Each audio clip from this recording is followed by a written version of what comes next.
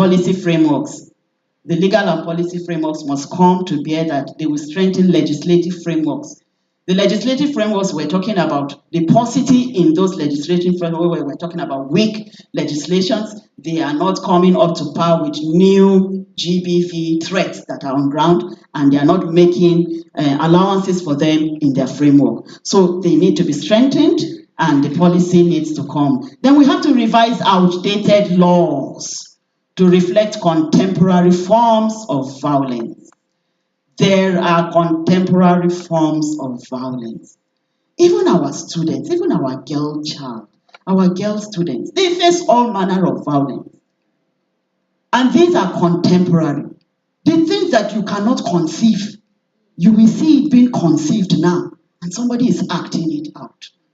And so these outdated laws must be revised. Let's go to the next slide.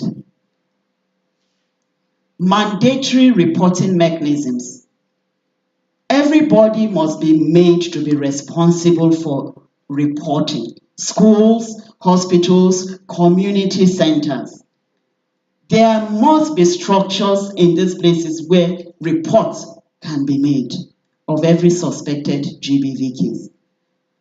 And then we should be able to introduce penalties for failing to. I am not a lawyer, but I know that if you hold information in the entire legal framework, if you hold information, you are liable to being, facing some form of litigation. Am I correct?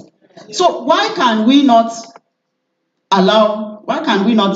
take this path to even this area, where we will make sure that those that are even in the community and know that this is going on, we should introduce some penalties for them for not.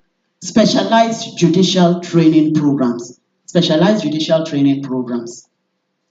If we don't take our campaigns, our advocacies to even the judiciary, where we tell them of the peculiarities of what is actually happening to women farmers, whenever cases come to them, they will address this from the knowledge they already have. But when they are made to see from the point of view of a farmer, and they are made to see the real field situation, I think these are issues under training programs that will inform their decisions when such cases come to them. Then we should be, under the comprehensive intervention, establish specialized courts to handle GBV cases promptly and fairly. And now you have GBV case in the rural community. How is it being handled? How is it being handled? Are there outreaches of specialized courts that they can channel their grievances to?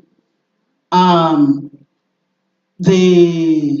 of the communities, I always use Borgu local government, that's Kainji. The ruling house there, that's the palace. You know, they have functions for even women in the palace. So there's a women group, and then they know how to channel grievances. And at that level, their grievances are being handled. Survivor protection protocols. We must be able to come up with protection protocols such as our counseling units, shelter camps, shelter homes for women that are victims. We must introduce laws to protect survivors from retaliation by perpetrators or their communities. When the community has internalized and accepted this as a cultural norm, and then you dare to speak out, you dare to stand out, you are sure that you are coming back to face a reprisal. Can we come up with laws that will protect the survivors from such reprisals in their communities? Next slide. Now, economic empowerment. The World Bank 2020 came up with their own methodology of addressing GBV violence in conjunction with economic empowerment. They must go together. Now, this is where we should see that microfinance programs will target small loans, little interest for women, so that they can pay at their own pace and comfort. These are empowerment strategies, skills development workshops, vocational skills that should be taught to them, sustainable farming, good agronomic practices in farming should be given to them so that there's no waste or inefficiency of any resource.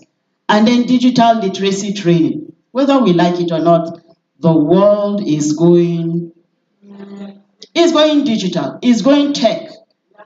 And then you have a rural woman that does not know how to use a smartphone. So we just have to up our games. Now, a woman who knows and has been trained on the use of a simple smartphone, I tell you, right there and then, she already knows how to help in the light of every GBV threat. Cooperative ownership models, we know some places are already practicing this, where there's a collective ownership of farmlands for women, collective ownership of tools, and collective farming. We must push for this. And when there's a collective ownership, collective farming, this collectiveness of women going to their farms, doing their farm work, let's see how 10, 20 perpetrators will come to perpetrate their evil act. These women are in a group of themselves and can arise to the occasion. The next slide, sir. Community-based prevention approaches. Community-based prevention approaches. Male engagement programs. If we're honest with ourselves, the perpetrators of GBV are mostly men. Male, young men, they are the ones. So our programs must come up that we engage the male. Programs must come up, campaigns must come up, advocacy must come up that we engage the men and begin to break down every form of they have within them as male. Cultural sensitization workshops, these cultural sensitization workshops, we identify local leaders. We identify the local leaders and we sit with them and we begin to impress on them workshops that will tell and transfer the information of GBV to them. Survival support networks, we have talked about that, mostly about establishing homes, and then intergenerational dialogue platforms. Intergenerational dialogue platform. This platform, the old, they are there. The young, they are there. Is there a platform that brings the two together so that we look at issues of GBV at their time, issues of GBV now, what were the things that were done, and what are the areas that there are loopholes? So we must engage the generational gap in our discussion. Psychological and health implications. And sometimes we just look away. The judiciary has done its own part, been given the women or the youth, but what about the psychological trauma? What about the psychological trauma? A lot of them come under the PTSD. You see them having nightmares. As a young lady, I had a military father. So in the barracks, when you see young men coming back from wars or where they have gone for an occasion where they have engaged the enemy group, even if they just sit down, they are eating, and you carry spoon and drop, and spoon just drops from your hand, what do you think happens? You will see a reaction. How much more somebody that has gone through a GBV attack? So they undergo the PTSD, nightmares, uncontrollable nightmares, emotional numbness. They are not talking to you, they're just looking at you. Depression and anxiety sets in. And this also leads to reduced economic productivity. Of course, you're going through all this. How can you be productive even when you are taken back to the farm? Then compromise reproductive health. What are the health implications of such attacks? Unwanted pregnancies, sexual assault, injuries from violence, STDs, and the like. We keep naming them. So the place of psychological and health intervention cannot be overemphasized. The next slide, sir. Now, resource allocation. For resource allocation and investment, when we talk about approaches of interventions to GBV, we are saying NGOs, we are saying the government, we are saying public partners, private partners. Whether we like it or not, even at the federal level, there must be committed budget allocated to supporting such agencies. So budget allocation should be deliberately and intentionally given out for such agencies. And target areas. Through such budget allocations, target areas where investment can be put into. Are you putting investment into the security structure to handle such? You do that. Investment into the women themselves, the farmers, the farmer groups, it has to be done. Investment into the health sector. I don't know. I will know that there will be few trauma agencies in some hospitals. But these trauma agencies in these hospitals are probably found only in the urban areas. Do we have them at the rural areas? So this is what we are talking about. Budgeting to target such areas. Multi-stakeholder involvement. We have been saying it. Everybody is involved. Now, monitoring and evaluation framework. The research priority now, we should look at longitudinal impact assessment, where you go down the line and you begin to take data on what has happened. What is it that has happened down the line? It's a long-term thing. What is the information and the data you have with respect to GBV that you can look at and then begin to assess the impact of this GBV?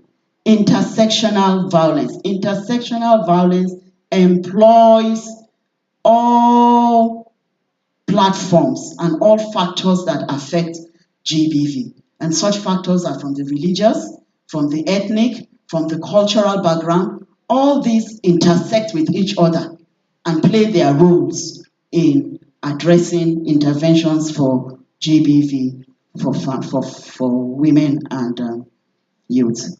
Technology-enabled tracking mechanism. When I saw this, as I was going through this one, I said, wow, these are really research-based issues. What are we talking about technology-enabled tracking mechanisms?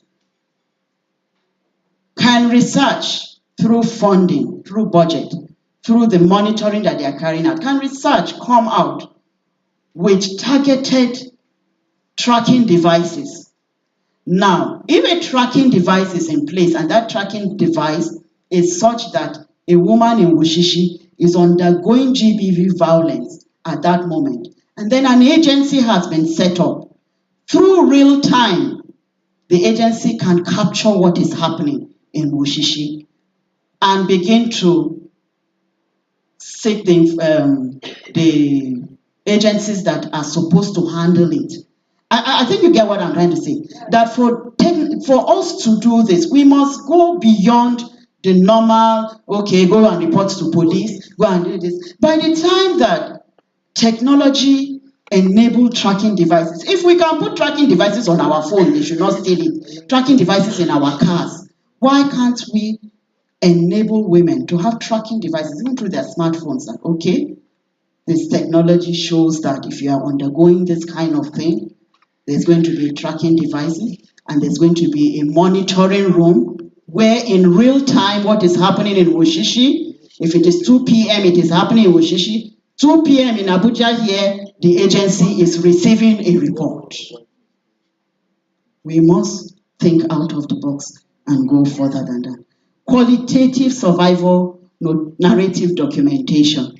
So those that have survived this, we need to keep documentations on them, even through our platforms of video documentations, quantitative documentations, and that will help us when we come to sit and counsel others from that position. Okay, next slide. Okay, I'm done. Now, addressing gender-based violence in Nigeria's agricultural sector, it requires a holistic and a multifaceted approach. This involves resource allocation, policy reforms, community engagement, cross-sector collaboration, disciplinary inventions, legal frameworks, economic empowerment, and cultural transformation. They are critical steps towards fostering sustainable development and economic growth in Nigeria. Thank you for listening.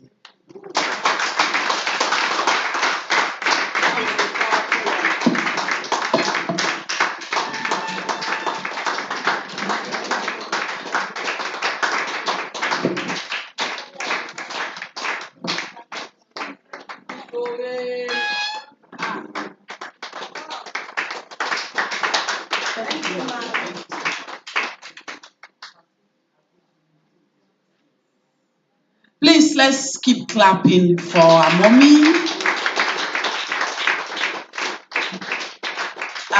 Let's please have a seat. Great women farmers. Great women farmers. No women farmers. No women farmers. Please, if there is any part of mommy's lecture that you could not relate with, can I see your hands up? Can you wave?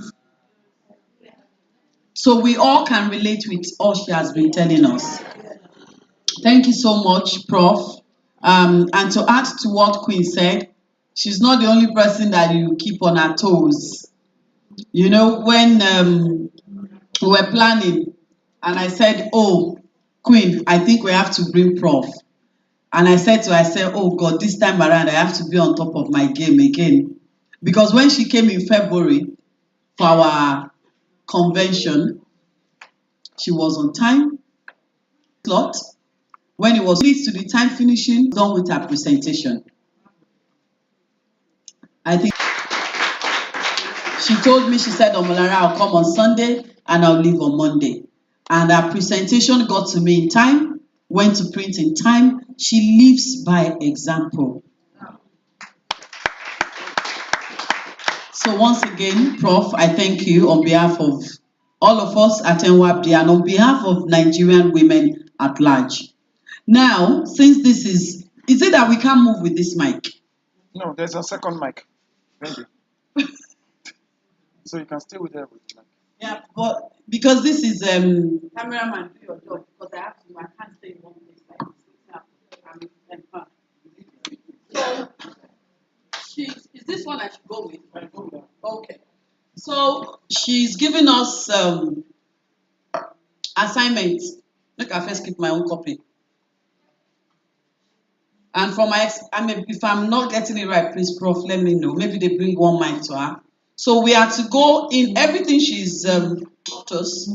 The bullet points are here.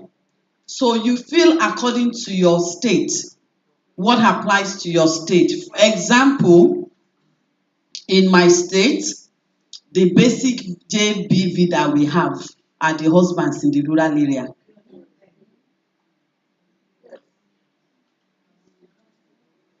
That comes first. They will have more before any other one. After husband, then religious and traditional based JBV. So you feel that according to your state. These are all the data that we need in order for us to plan the training trainers as well. Then resources needed. It's not necessarily just about money. Is it training? Is it equipment? There are some parts in my place as well that the kind of training that the women need, it goes outside agricultural training. They need health related training as well. So you feel it according to your state. Then support needed as well. So is it that you need somebody like Shine Eye, somebody like Auntie Fati that will be smiling, but at the same time, you don't want to, you prove it, and then preventative action. So we will have about 5-10 minutes to do this. So I'm going to please share around. Do we have enough copies like this for the zones? Okay, so please one per zone, so that way then we'll break it down, not per state. So you do it together as a team, right? Can yeah, Lagos State, please help share it. So this is one per zone. So that way we'll have 5-10 minutes to do that while I give the mic back to, where is, I did. I did. okay.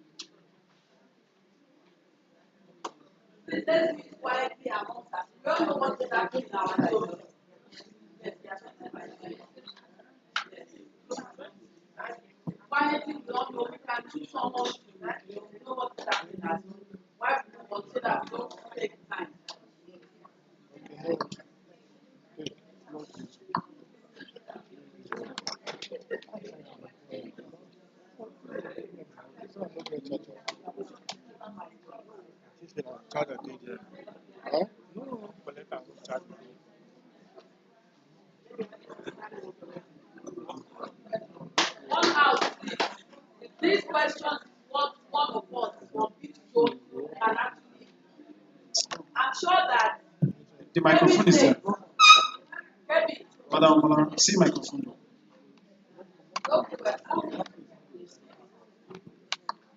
great women farmers is a long day ahead of us. Kebbi State, okay. Jigawa, Katsina, Zamfara, Kaduna. Our problems in your zone, are they not similar? Please, so let's choose among ourselves one person to be attending to the questionnaire, and she can then quietly ask others. Imo Kwenu, Abia, welcome. Imo State, Ebonyi, Enugu, Anambra. Please, let's choose one person that can quietly be attending to it, because our challenges are similar. And I'll say the same too for North East over there, right? Adamawa, Taraba, and others, Gombe. North Central, you people are lucky. Mommy is from North Central. She already mentioned some of the challenges. So please, and let Southwest too do the same. South, your issues are peculiar but familiar. So please, Akwa Ibom, Cross River, Delta, Rivers, let's choose someone so that we can do this quietly. Switch off your phones and put in your bag. We are not at phone taking section. We will still take pictures. Thank you. One house, please. One house.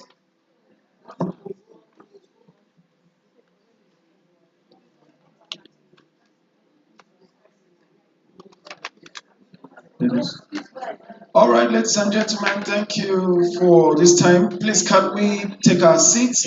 I believe that was clear enough, so that it's just one person managing the form, so we can move on. We need the next speaker to come up. Thank you, Prof, for this beautiful session. Thank you. I was just waiting for the Prof to say one thing, and she said it, so I understood her better. As soon as you talked about your military father, I understood why.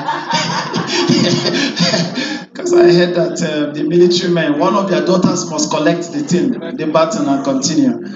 All right, so but it's great, and it's important to note where what's the name? It's important to note where Queen came up. It's an open nerve. We call it open nerve. So somewhere in her life that the Prof stepped in and made a change. She will never forget. Sorry? Okay, so you didn't get her. Please go ahead, ma'am. No, what I said is we're moving on with the program. Just let one person work on that. Then later, before you submit, you will now have this interaction to put your pluses and your minuses to save time. Thank you. One of my friends told me that, Emeka, when you get to the motor park, make sure you drop all this your English and speak the motor park language. Now the reason for talking is for communication. So I believe we have gotten it now. Because the president took time to say it, but it looks like we didn't get it. So if we have gotten it now, it means we're all seated and then we are taking the next speaker. Can I call up the next speaker? Can I call up the next speaker? The Igbo state. Lost and found, but I know it's for Queen. And they always lose phone. You love the tea more than your phone. Okay, beautiful. Can we go ahead now?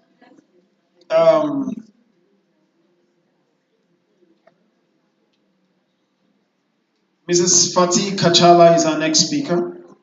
Am I correct? Yes. So please put your hands together as we receive her. I am very hopeful God will have a better.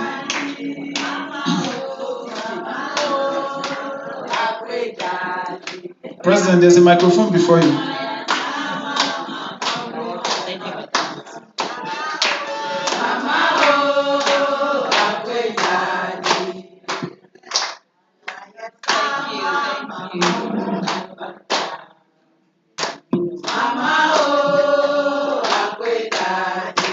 Thank you. Thank you.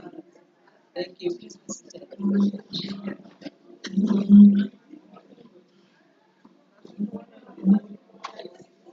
Good afternoon, beautiful ladies, and thank you for having me. I want to start with the practical aspect of GDP. The practical aspect is that what is obtained, though I have my own presentation, but I think I should do an interactive section in the sense that in virtually almost every town, almost every local one house, please, almost every state, we have gender-based violence, and honestly, women are to be responsible for that. Why I said that is because we are mothers, we are sisters, we are wives, we are trainers, we are life givers because we give birth. We are, just mention it. We are every profession that is under the sun. We are doctors, we are nurses. Because when we have our children, we take care of them even before we take them to the hospitals. And then we have the traditional way of doing it as well. We have traditional herbs, we have even some of our food items, some of our spices are supposed to be our medicine. So women knows virtually almost everything that has to bring down a temperature of a child. In my own locality, common bao leaf, the miyan kuka that the Hausa use, all you need to do is just to mix it with water and just rub it around your child, and the temperature comes down immediately, which is not possible for any medical orthodox medicine. So as women, we know our medicine, we know our diseases, and we cause it by ourselves. Why I said this is that if I give birth to a child, I train that child. How do I train that child? I tell him what is right. A woman knows how a grown-up woman should be. Right from childhood, right from when she was just 1 year old, when she tries to understand things, a mother is supposed to teach her what is right and what is wrong. And as we just said, we want a female president. How can we have a female president? When I came into the hall this morning, I was here around 9:30 because the program is supposed to be for 10. You gave a lot of beautiful definition of women characteristics. Women is that, we are this, we are that. We don't show it. We only practice it when it comes to our own unit family. We don't do that to the next family, not even to our neighbors. Mama Omolara was here since. She was standing alone. I came. I'm sorry. I have to say. I have to bash almost every one of you. Apart from the pronounced professor, I don't think there's anybody that is older than me here. So I have to say it. There is a team. The best a woman can do is a teamwork. We have to come together. If you say you are an official, please act official. If you said you want to do something voluntarily, make sure you're doing it from your heart. Nobody forces you, since it's voluntary. If we don't practice these small things, even at this level, then there is no way we can be what we think we are. Yes, in your house, because you have your loved ones, there are things you do correctly. But when it comes to the next person, you are biased. It's not done like that. We started by saying that there is no women inclusion in this. No, just look at politics. Somebody was talking about late Auntie Sarah Debreen.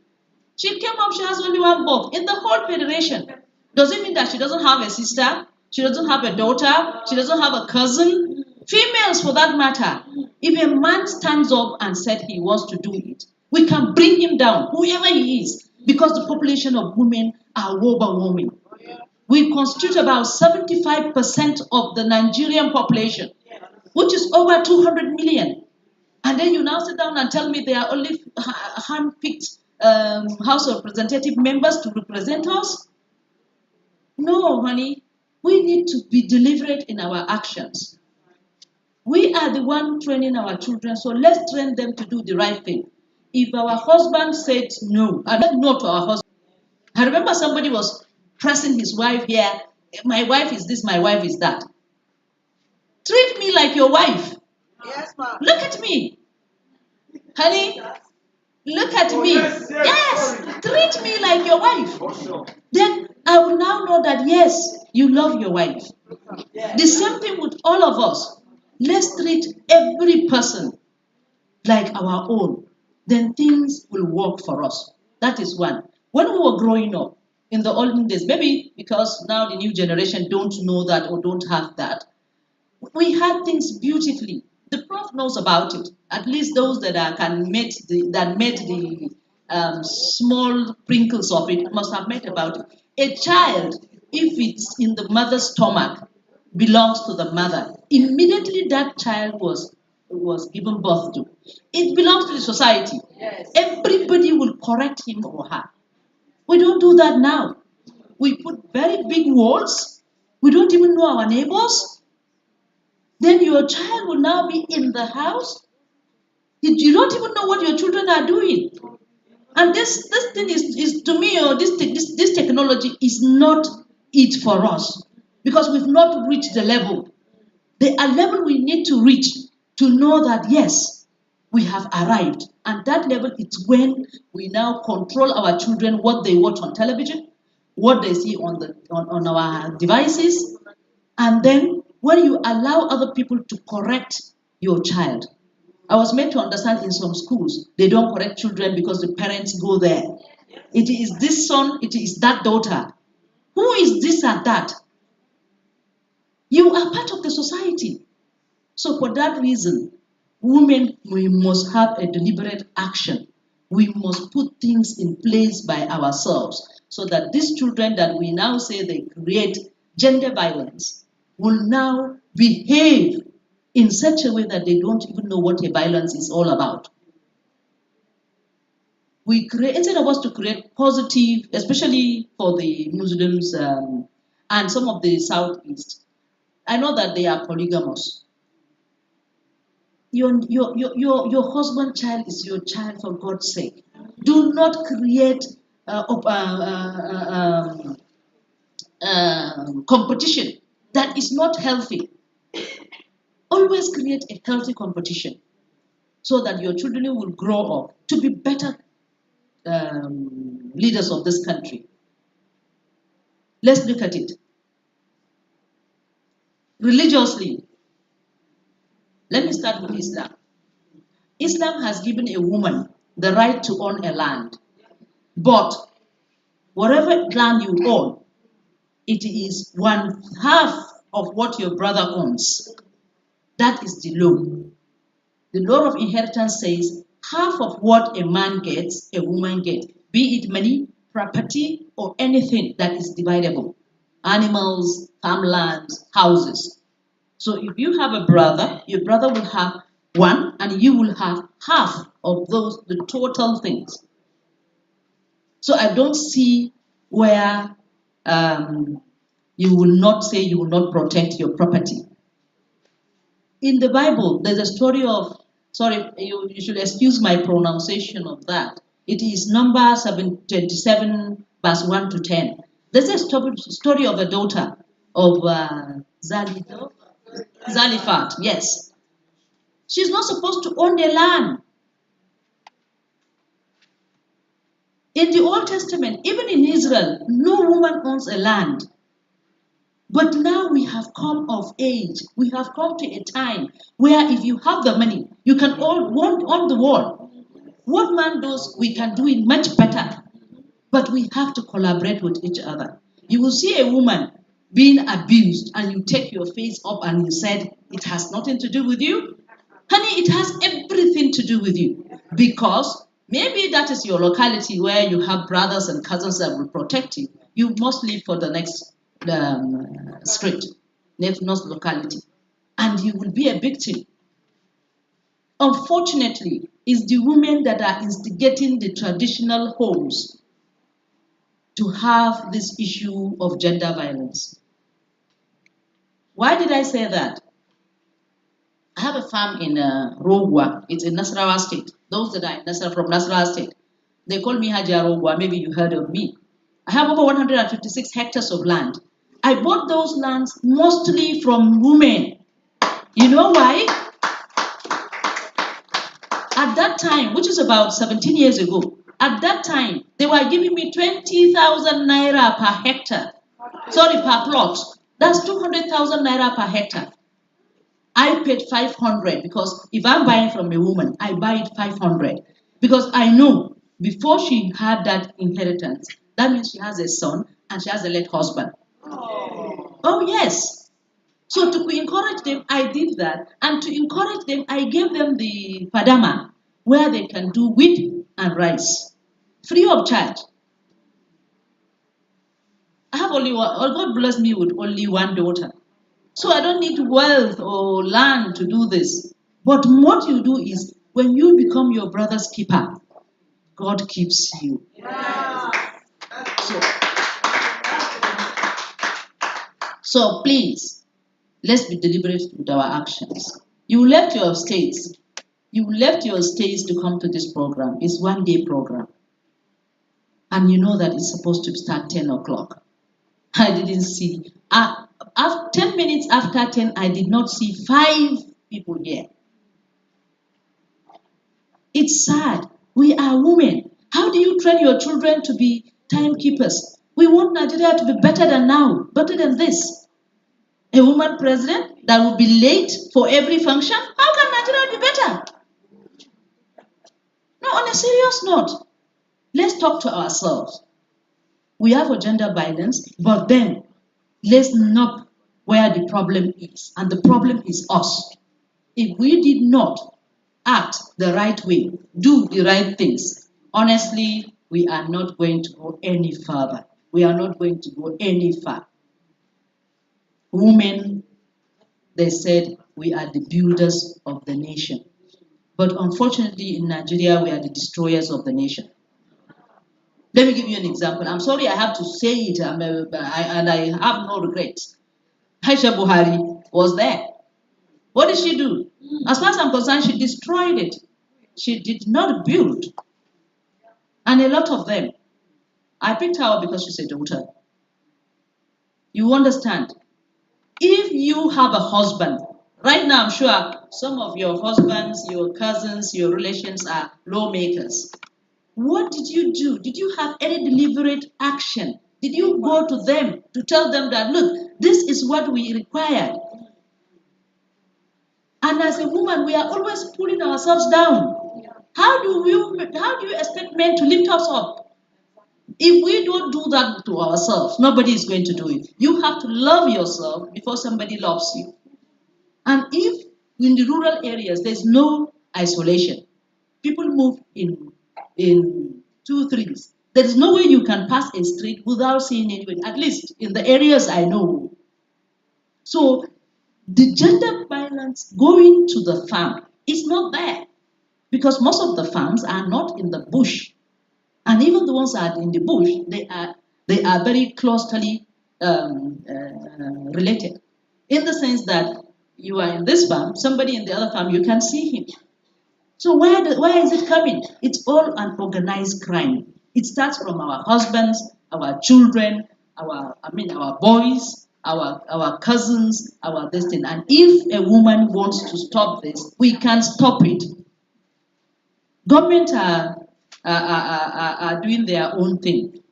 Ironically, there is no woman within that team that is doing anything for women. It's what men give to us, we take. Because we are not in most of the system. Everybody goes back home or goes to do her own thing. You don't even uplift your own sisters. Talk less of going outside to do that. When I was invited to this organization, I told them I'm not coming because I've seen many women organizations that are great. There are some African organizations like NAWI, and they are archangel.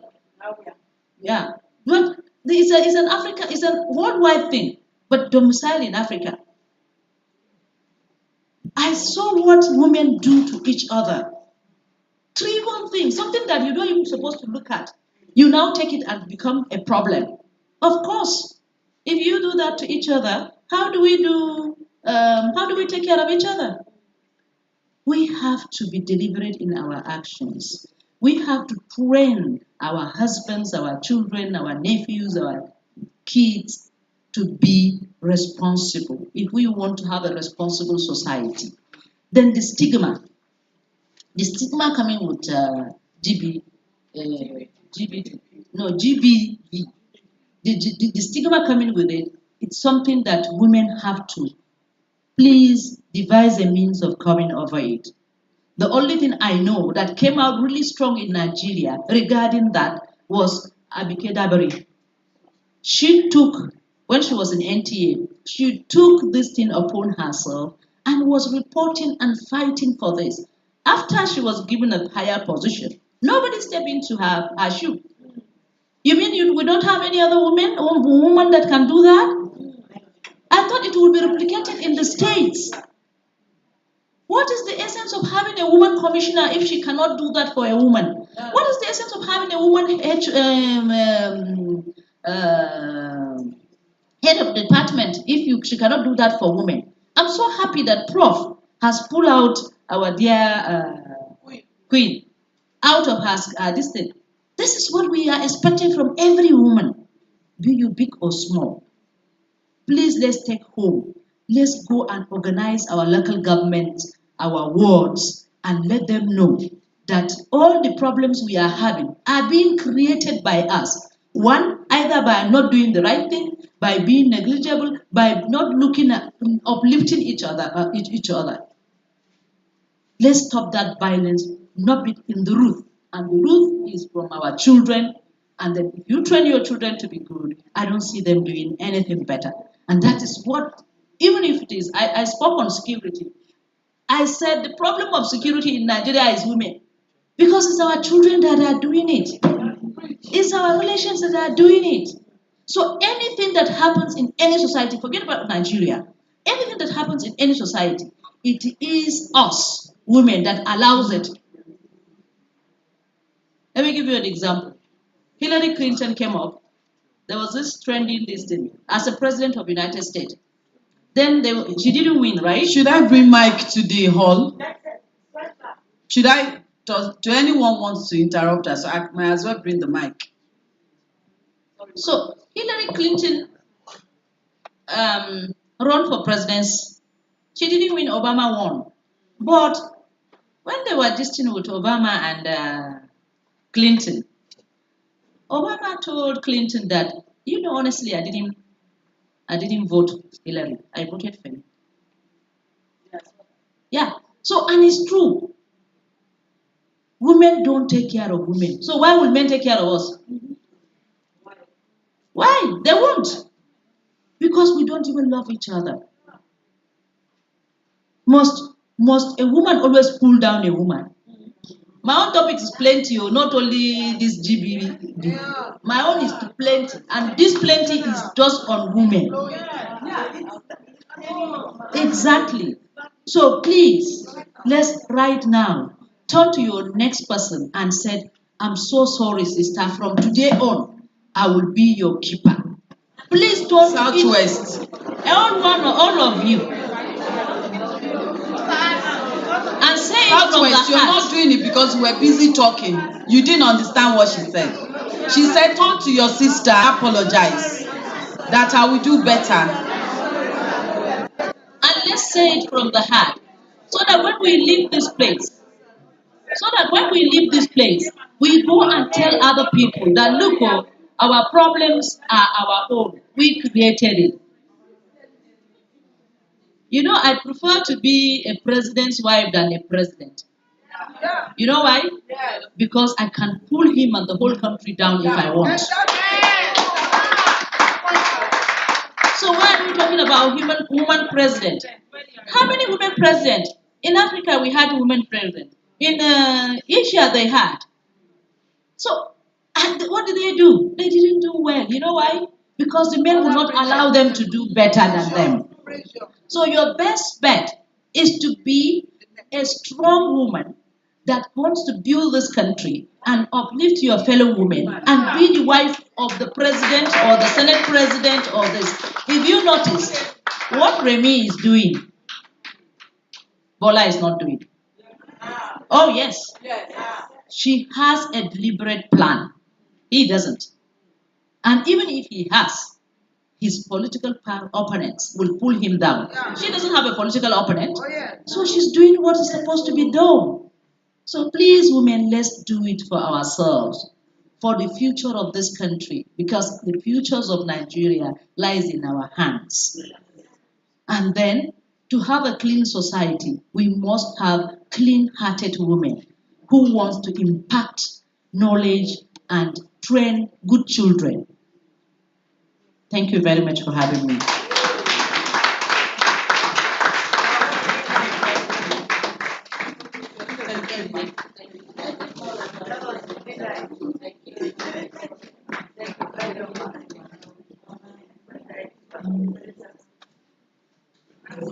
All right, please have your seats after her. Thank you so much for that honor for her. But as you sit down, you can still give a round of applause for her. That was heartwarming and challenging, but sweet at the same time. Thank you so much, Mother. Thank you so much, Mommy Fatima Kachala.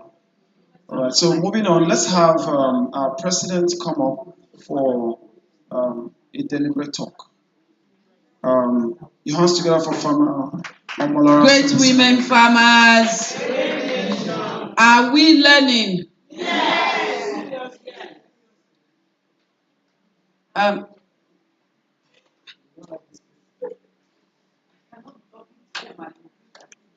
that's the world that we have been talking about.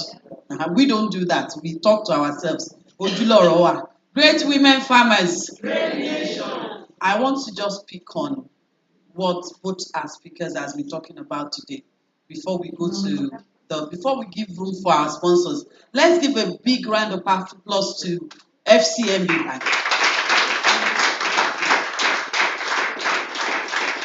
You see, part of Prof's presentation spoke about the right sort of collaboration. And those that were at the workshop on Saturday, I wasn't for award, I went for workshop. And, a lot of people want to collaborate with women organizations. In the past, when we did not understand it, we thought it was because they love us. It's because they understand how powerful we are. So when people come to me and they say, oh, we want to partner with your organization, I say, it's not a problem. So long as your intention and your partnership terms and condition is mutually beneficial. So I want to thank FCMB because I think I reached out to She Ventures. Where is she? Yewande.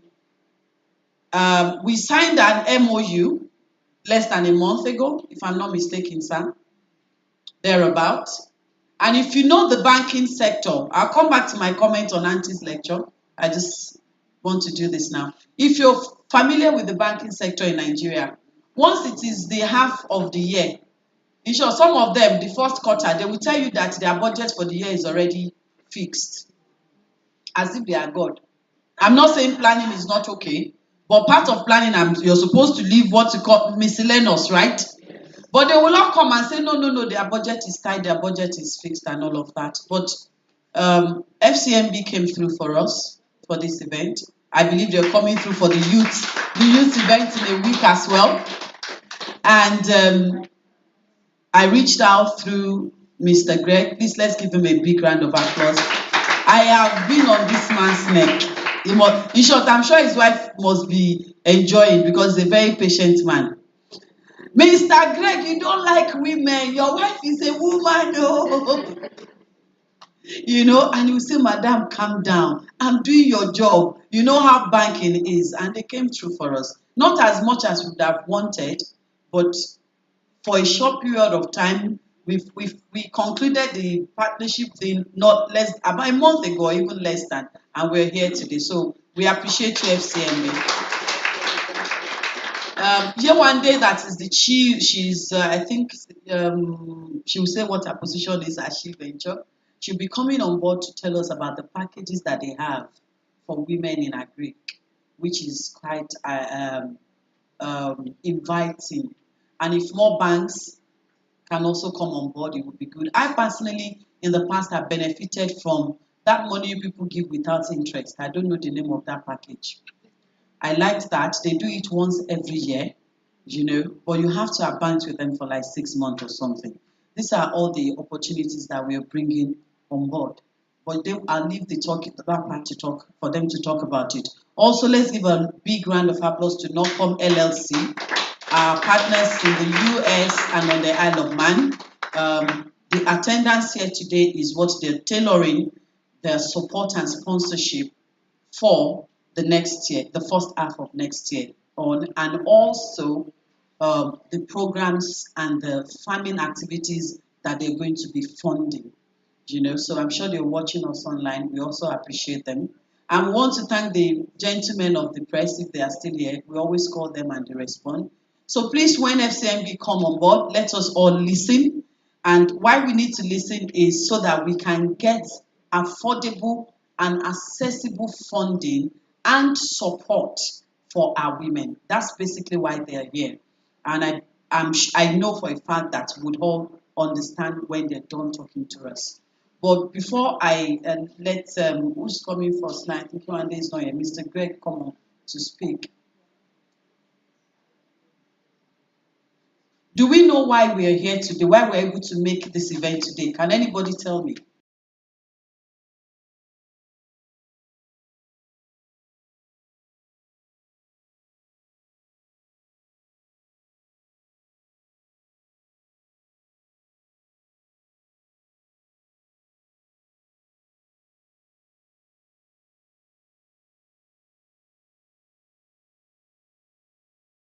Since January. Anybody? Kadina? Ma? Thank you. And any other person? Thank you. Commitment, right? Yes? Diligence. Thank you. You're all right.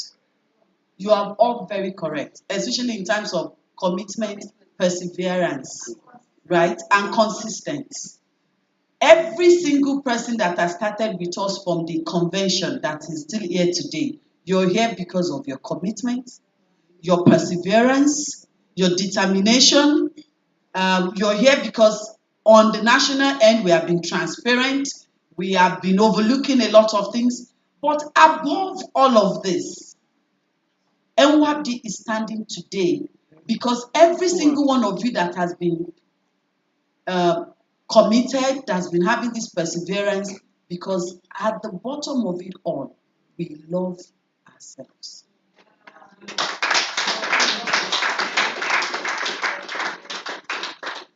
All of this, if I'm allowed to use the Bible word, fruit of the Spirit that you have mentioned, perseverance, commitment, transparency, the only reason we are here today is because at the bottom line, those of us that are here today, we genuinely love ourselves and love our women.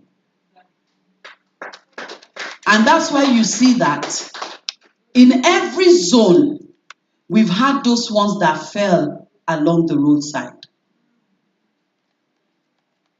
Not because they're not good people, but because that love that they have in them does not measure up to what it takes to be a leader. And that's what I want to speak on. If we do not love ourselves, to look above our shortcomings, to look above our differences. You see this Zamfara here? This woman husband is a lucky man. What I've shown this woman? Or is it Madam Adamawa? All of us know me and Adamawa's story. I was going to lock her up. You know? I can go on and on like that. But when we have all of these our fights and all of these our misunderstanding, those of us that has genuine love for our women and our people, we stay put. Because we look beyond the clouds, the storms. We look beyond all the challenges that we are facing. And this is what I need for you to go and teach your local government coordinators, amongst others. This is what you need to go and teach your ward coordinators. The second thing I'd like to speak on today is we knowing our worth and our value. We don't, as Nigerian women. This is my own session now. You know, say I be speaker too. We do not love ourselves. And we do not know our value. And I'll break it down for you.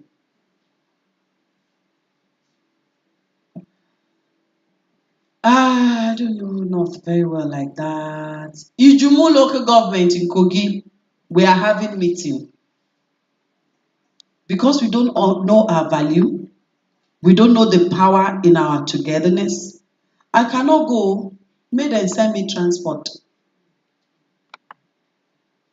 But the same woman will take 15, 20,000 and buy Ashebi to attend a wedding of a friend of a friend of a friend.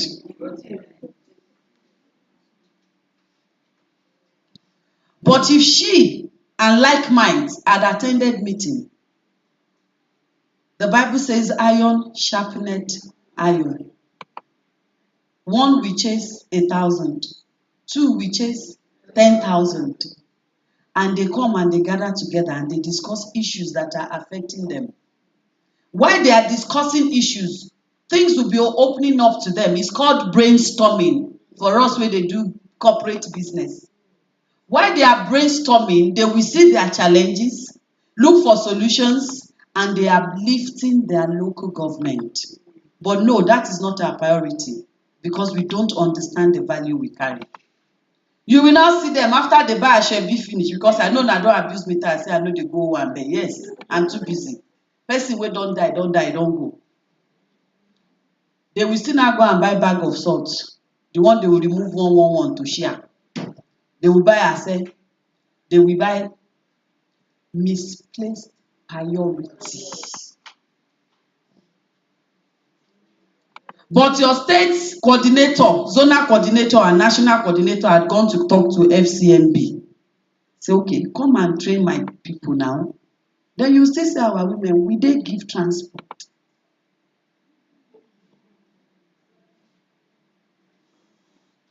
She has left Niger State to come here. As someone who has background of journalism, I know what it takes to sit down and read and write. I remember those days, ma. These bank people, they show me for this industry.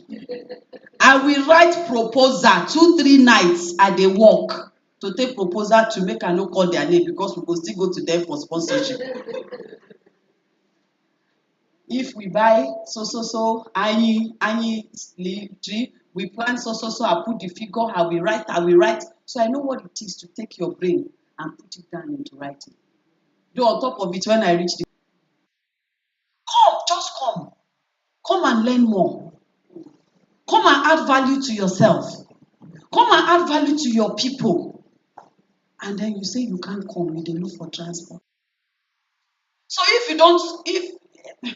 if you yourself do not value the gathering of your people of like minds, how do you discover yourself? How do you discover what she can bring to table? No, we know we have a little bit of peculiarity in our challenges, but all of us in Nigeria, our challenges are not the same. Is there any state here that we don't have reports of women being raped on the farm? And all the states are represented here. Is there any state here in Nigeria that we don't have a problem of husbands borrow me that money from your farm and they don't return?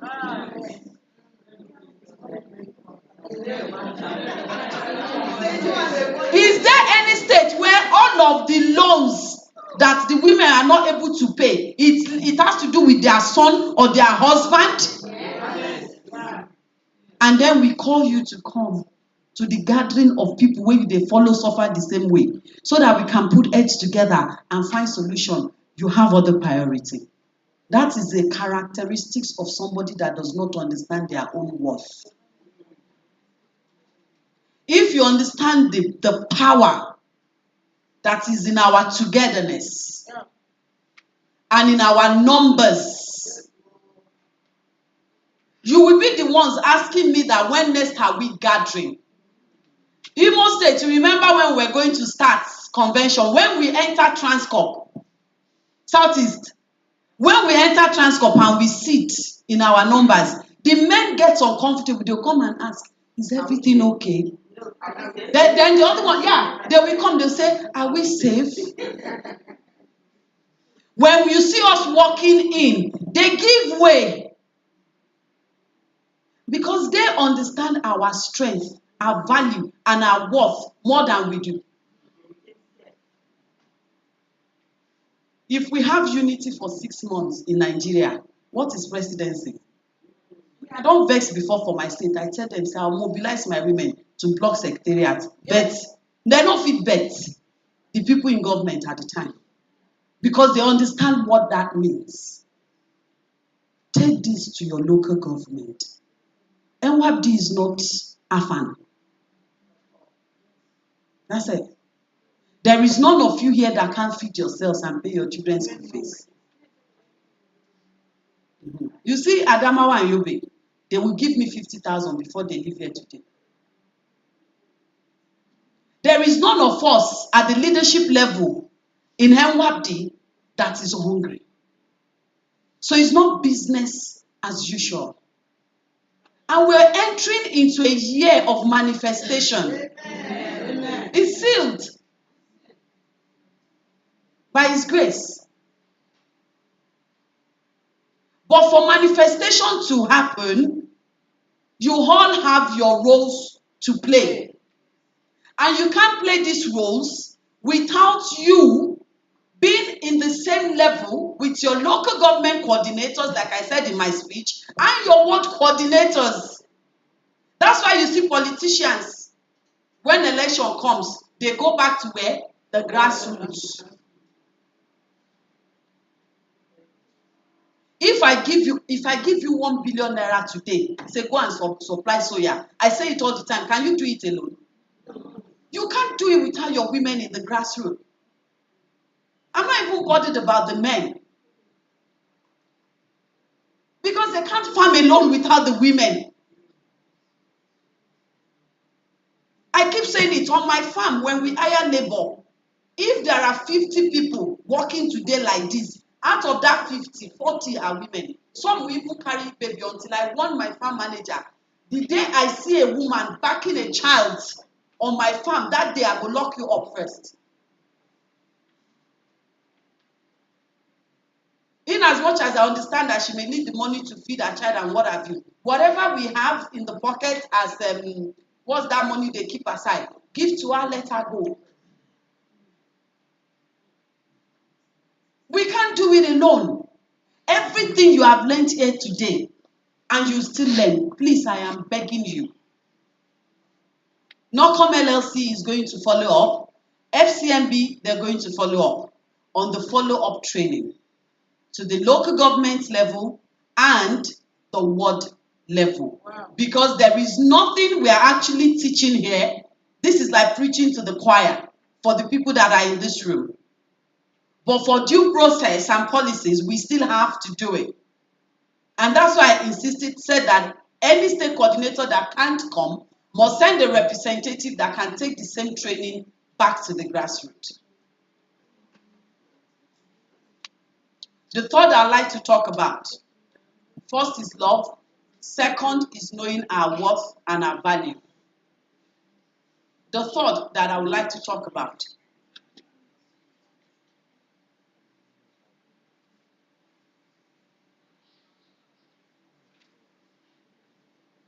is selflessness.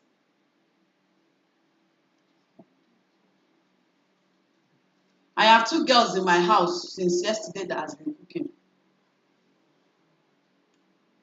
I woke up at 4:45, they were still sleeping. At 13 minutes past 5, I woke them up. You know why I wasn't in my own room sleeping? It's called selflessness. Coconut and I, last night, we could not sleep. You know why? Because our women are on the roads. It doesn't cost me anything to go to bed. We all knew what we signed up for.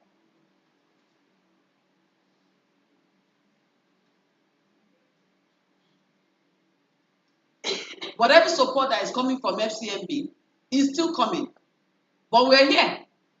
You know why we are able to have this program this morning? It's because some of us are serving selflessly. When you look at the word selflessness, every other word you have mentioned before, isn't it? Perseverance, commitment. When you persevere, you do things that is not. But because you're a selfless person, you do it anyways. When you're committed to a cause that in your lifetime you may not come back to you, you do it anyway. It's selflessness.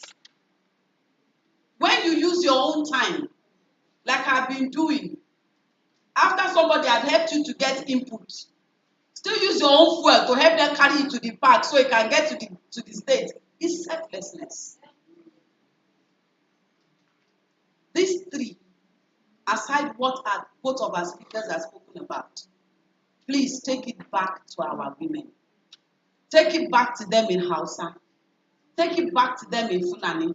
Take it back to them in Kogi East language. Agba, thank you. Igala. Take it back to them in Tifi. Take it back to them in Akwa Ibom language. Take it back to them in Cross Rivers language. Take it back to them in Yoruba. Take it back to them in Urobo. Where is our Delta mommy? Take it back to them in Igbo. The Igbo you speak, the one that everybody speaks, that is not Undewo and Kedu, the one everybody speaks, take it back to them. Take it back to them in Tapa.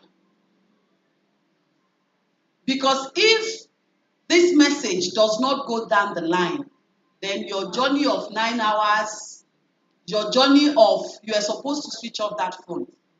Your journey of 8 hours, your journey of 3 hours, all we have been doing all morning here is wasted. It is wasted. And if this message does not start from the grassroots, even as a first lady, or even as female president, you can't achieve anything. And see, why do you think Aisha could not do anything? There was no grassroots support now. Before office, what was she doing in the life of women? I have some states here that as a first lady, it's me you are coming to for the list of your women in agric. Can any of you become anything in Nigeria and you'll be stranded with list of women in any sector? No. You can't give what you don't have. Because all of these women had lived an isolated life. Ìyàwó ọ̀gá, I mean, what's that in English now? Ọ̀gá's wife. Kom. So they don't have a base. When people ask me, where do you live? I pause. Are you in Abuja? Are you in Ibadan? It's difficult for me to say because everywhere in Nigeria is home for me. I can't be stranded in Zamfara. I can't be stranded in Borno. I can't be stranded in Jigawa. I can't be stranded in Cross River. I can't be stranded in Kogi. I can't be stranded in Oshuya for sure, Southwest. I can't be stranded in Yobe. I can't be stranded in Taraba or Gombe. So I don't imagine me coming out tomorrow and say, Kaduna wants to run for governor of Kaduna State. They will see women run now. Because I've not lived an isolated life, which is what you did in Ondo. I'm not a politician. I'm a Nigerian. I'm a woman that is tired of the status quo. Yes, I said to Honorable, I said this one, because you are part of this movement, and because I know the impact you will give to Ondo State, we must win it. This has nothing to do with political party. Because I know that our own state coordinator, I know her. So wherever they put her in that government, I don't care about any other part. But that realm that she is in, our impact will be seen and felt. And that is the interest I had in Ondo. And I said, but we were able to say that because she had not lived an isolated life as a woman. She loved her women and she's been carrying them along. I haven't lived an isolated life. I've lived a selfless life. For women and youth, honestly, I don't care what men do with themselves. They know. Or your statement will tell you. At some point, they answer that some of them will say they want to reduce their age so that I can love them. Because once you're a man above 40, you're on your own. No, I don't care. But my youth and my women, I'll go to any length for them. And this is the mentality we need in our grassroots women. When they have that mentality, local government coordinators have that mentality, state women has that mentality, then our job is done. And I can't do this by myself. I can organize 10 times this event by myself. I come from a home of caterers. But I cannot do all I've been talking about for the past 15 minutes by myself. Each of you cannot do it by yourself. And there is no state that can do it by herself. I'll give you an example. When insecurity started in the northeast, they were saying then in Ibadan, meaning that which one is our own? It's only in the northeast. I was arguing it with them.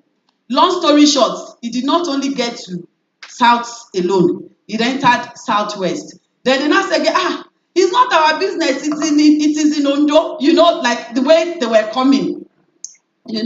I said, hey, how about Okeogun? That is actually closer to outside Nigeria. Shebi, you are thinking Nigeria roadmap. But today, any of us here can say they don't have insecurity in their state.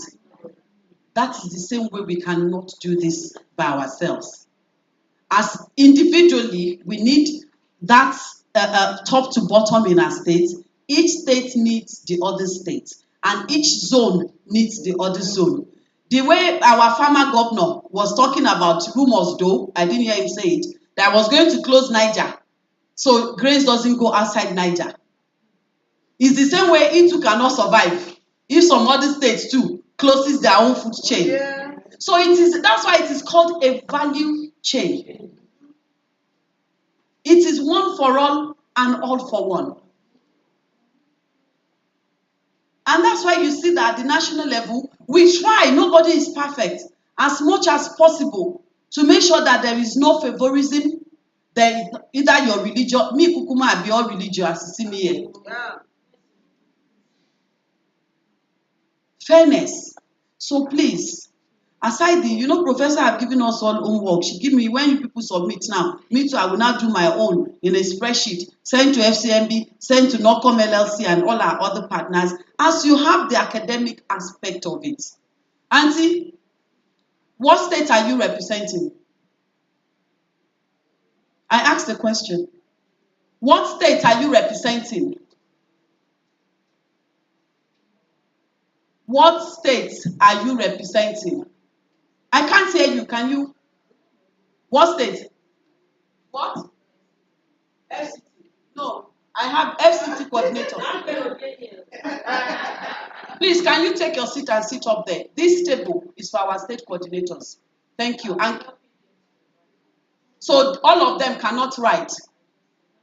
Can you please take your seat and move up? So Northeast, you cannot fill your form yourself. Madam, please sit amongst people that are over there. This table is for our state coordinators. Thank you.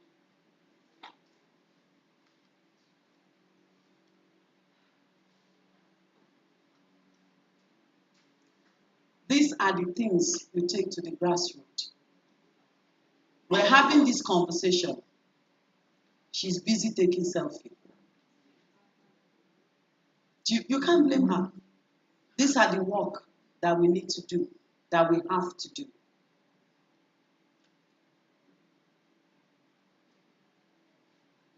When the partners are gone, we're going to have our own talk on the structure and our plan for next year. But for now, please, I hope we all took note. Love, the value we carry, selflessness. Thank you.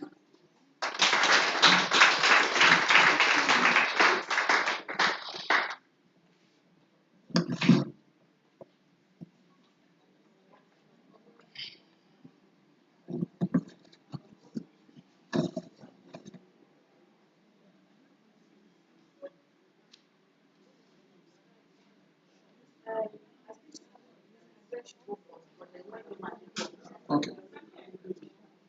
Okay. Gregory Akanan is a seasoned professional with a strong background in agricultural finance and rural development.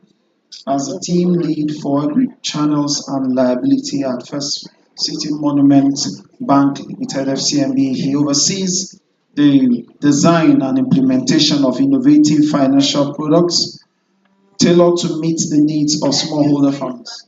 After FCMB, so we'll have our question and answer section, the interactive section, which is mainly for me and my two mommies. Thank you. All right. With a postgraduate, Mr. Greg is a respected thought leader in the agricultural finance sector and has been invited to speak at numerous conferences and events on topics related to rural finance, savings groups, and sustainable agriculture. His expertise is designing strategies to enhance financial service delivery to the agricultural sector, make him a valuable resource for organizations looking to drive impact in the rural communities like MWAB. Thank you, and let's put our hands together to welcome Mr. Greg.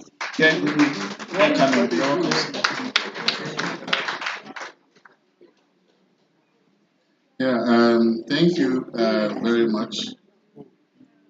Before I deliver speech I had for this event, maybe I will just share a first-hand experience of gender violence that we've had in the course of doing our work in agri-space. I recall when we were supporting women somewhere in the Northeast. So we're expected to have engagement with the women. Unfortunately, what we saw, the men were the one facing us, while women were to face back, look at the other side. So I now paused. I was like, why the people were supposed to meet backing us at a far distance, And the husbands that we didn't come to meet are the one engaging us. And they said it's tradition. And I've also had encounter with a commissioner way back then that punished the wife, told the wife to kneel down and raise hands up, and she did it happily. The beauty of this thing is that if you ask the women, they do it happily. It's their tradition. They don't have any issues with it. In fact, if at some point they say, no, we are talking with the lady, they have to come here. And the women, they were against it. They are happy, and that's it. So we need to strike a delicate balance between tradition, what the women themselves accept, and what we consider as, gender abuse. And the reason why I'm saying this is we've also had, from the bank's perspective, I'm not sure there is any projects that we are handling without gender consideration. Most of the times you will have to see more than 85% must be women. And even at that, you're struggling to have the women participate in the program. So the question now is, what are those barriers that are hindering women from participating? But I'm sure, recently there have been a lot of opportunities open towards correcting some of those, abnormalities. So back to the speech. So thank you for the warm welcome. It's an honor to represent FCMD at this important event organized by Nigerian Women for Agricultural Progressive and Development Initiative.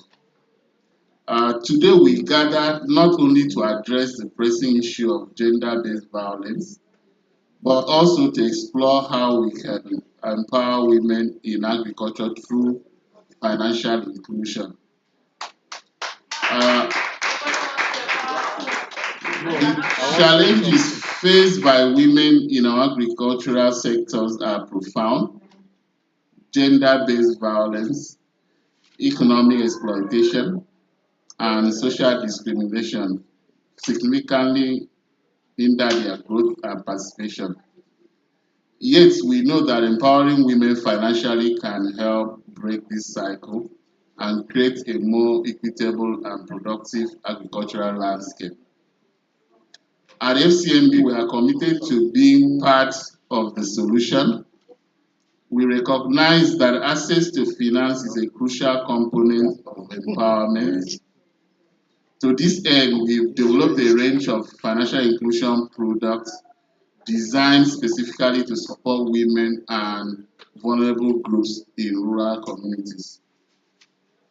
Firstly, we leverage aggregators. Maybe I'll just speak a bit more on some of the products that we have tailored for that could help drive financial inclusion, especially as involves women. We do leverage aggregators to deepen our agent network across rural areas by collaborating with local agents and master agents. We create a shared revenue model that not only incentivizes them but also ensure that financial services reach those who need them most. This approach allows us to tap into the existing community structures, make financial services more accessible and relatable. Secondly, we are proud to announce our capacity building programs. I think She Venture will speak more on that. And we also collaborate with international non-governmental organizations. This initiative focuses on enhancing financial literacy among women farmers, equip them with the knowledge and skills to manage their finances effectively. Through workshops and training sessions, we aim to empower women, enabling them to make informed financial decisions that can improve their livelihood. Additionally, FCMB has partnered with MasterCard Foundation to provide access to finance at single-digit interest. This partnership is pivotal in ensuring that women in agriculture can secure the funding they need to invest in their farms and businesses without the heavy burden of high interest repayments. Moreover, we are excited about the plan. We're currently working with MasterCard to deploy innovative solutions that will help deepen inputs in the rural community. In conclusion, the need for financial inclusion is urgent, and the potential impact of empowering women through this initiative cannot be overstated. Together, we can create a supportive ecosystem that fosters growth, resilience, and equity in the agri sector. Thank you for your attention.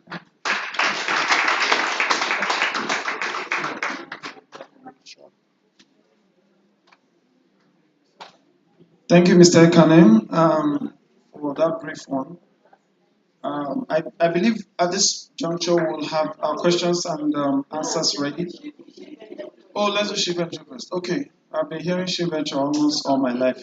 Today we're meeting you. All right, please put your hands together as we welcome her to the podium. You're welcome, Shiventure.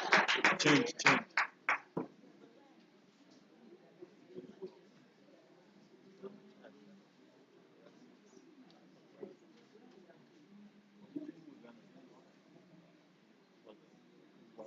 Great women farmers. No women farmers. It shock you, Abi. Great women farmers. Exactly. So I'm still standing on existing protocols. I'd like to say good afternoon, everyone. I like to greet in different languages because I know that we have different zones. So, ẹ káàárọ̀, ina wuni, irobo wado,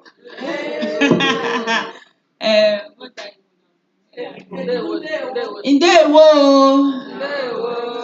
ọmọ Ìbàdàn kí ni sóore? Okay. So, mo ti ṣèwọ. Kí n ṣe? So, I'm waiting for my slides, please. Anyway, Ulani. I'm just trying to ginger up because I can see that we are looking tired. Me, I would tell us to stand up, do exercise. You know, I'm a woman person. I belong to a woman unit, so you will permit me to do as I like until I get to my seat. So, is my slide ready? Okay, so I will be speaking briefly on the ease of doing a business as a female, whilst also talking about She Ventures. So She Ventures is a woman in business unit. So FCMB, they're very keen on empowering the women business. And so 5 years ago, She Ventures was birthed to help provide financial and non-financial services that are tailored towards our women SME needs. Right. Great women farmers. Nobody should come and ask me questions about She Ventures. Because whatever question you bring to me, this is the person I will still call. I have now brought the person to you live and direct. So in another 3-4 months, when they say FCMB She Ventures, don't ask me questions. And then maybe not zonal coordinators. I hope you can hear me. All zonal coordinators. Every question you need to ask about She Ventures, every question you need to ask, your boyfriend don't reach your other. This time I like the zonal coordinator boyfriend. So FCMB, right now. Mr. Cyril is here. Mr. Greg is here. My own is when I am finished with the admin, what is it for the legal and admin part of it, I put the information out. So they are here now today. This place we pay for 24 hours. If I like them, I will ask them to call me tomorrow morning. So ask them questions. I'm saying this because I think a lot of us are not paying attention. When Prof was talking, when Auntie was talking, we were paying attention, we were taking notes. All of this stuff when we talk. Without money, can it come to reality? So this is as important as everything that we've been hearing all day. Great women farmers, great nation. Come, you can move closer to them. Let them see your face. I can look back. Okay. So, yes, you can. Next slide.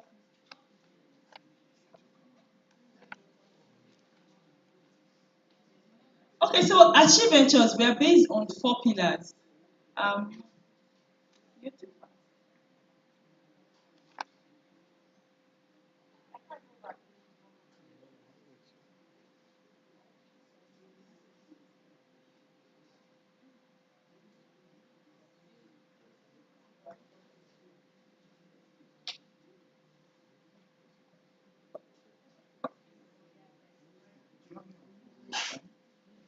No, just go.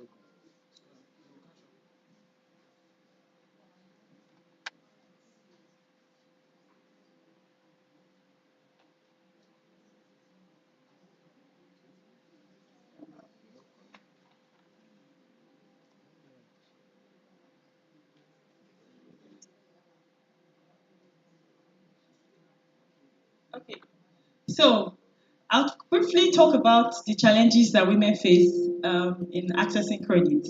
And I'm sure that even though going to talk about it again, you must have heard it a lot of times. So the first one is collateral. In fact, our prof has spoken about it. Even when you have, yes, but it's not the percentage of men having collateral to women is quite is too far. No, no, no. It was too fast. So it went back. So I'm starting from. So collateral. Sometimes you even find out that, um, like they said, a woman will have land when the husband dies. Land has gone because the family will just come and take it away. Or sometimes even when the husband is even alive, a woman doesn't have the collateral in her hand. Or even when she does, it's like a small piece that is not enough for her to be able to take credits that she wants to take. So collateral is a very major issue when it comes to accessing credit. The other one is financial literacy. Um, Sometimes you find out that because of financial literacy, you don't really realize that sometimes you even don't even need a loan, right? So we need to, the knowledge gap is so high that some of our women SMEs can't even maybe sit down on their own to even just do a small bookkeeping, right? To just make their financial statements in a proper way, or just even some of you, when you even have a business, you sell market from morning till night, you have made like 100,000. Instead of carrying that 100,000 naira to your bank, let it pass through your account, because all those things help to build your statement. You now say, Mama Nkechi, I bought a goods yesterday. I'm owing now 50,000. Let me go and pay. You take the money, you go and pay 50,000 to Mama Nkechi. By the time you finish paying everybody, how much will remain? Maybe 10,000 or 20,000. It's now that 20,000 that you go and pay into the account. Meanwhile, you could have paid 100,000 naira and withdrawn or make transfers. And at that point, you now come to the bank and say, I need loan. The bank is not giving me loan. Your statement is, but you'll be telling us, I make a lot of money doing it, but we can't see it in your statement. So a lot of knowledge, financial knowledge needs to be done. The other one is high cost of and student terms. So high cost of interest. If you go to banks these days, it's a arm and a leg to collect loan, right? If you go to the bank, it's as high as 35%, 40%, right? And then there's a lot of paperwork to be done. You know, she has told you she will help you with the legal and this thing. It's even to the ability that is to the extent that she can do. If you come further, you can tell you that all these documentations are not enough. You need to get this, you need to get that, you need to get your kidney, you need to get your liver. The way you people always say it, am I like you say if they say go to the bank now, you say if you go that bank now, they go say make you go bring your papa liver. They go say make you go bring, but there are processes to doing these things, right? If you want to go and rent a house, for instance, the landlord will not just give you key, right? The landlord will tell you, fill this one, go and bring this person. I want to see your uncle. I don't think that you are a responsible person. I want to see your aunt. You will go and bring Gabi because you need a roof over your head. So when you also come to the bank, it's not like we want to punish you or we don't want to give. We just want you to rigorous filling of forms. We are also regulated by CBN. So we also need to do things in accordance. So there can be a bit of stringent paperwork. But at SCMB, we got you covered, and I'll come to that. So there's also the social and cultural norms. There's the stereotyping, there's the bias that we have been talking about. See, women, clap for yourselves. It's not easy. We do a lot. Upon all the bashing that they bash us, we still try to do what? Keep our head high and get our business on as we go. Next slide. So at She Ventures, we are based on 4 pillars. Access to finance, that speaks to our financial offerings. Access to network. Access to knowledge, which speaks to the financial gap that I spoke about, right? So you can see that before even talking about She Ventures, well, SMB She Ventures, I'm already, from our 4 pillars, you can see that we're already preferring solutions. Or you don't agree with me? I say access to finance, access to money, access to network and knowledge. Knowledge, you need to go through some sort of trainings like you are here now, capacity building programs, business clinics, and the likes. And then the last one is access to market.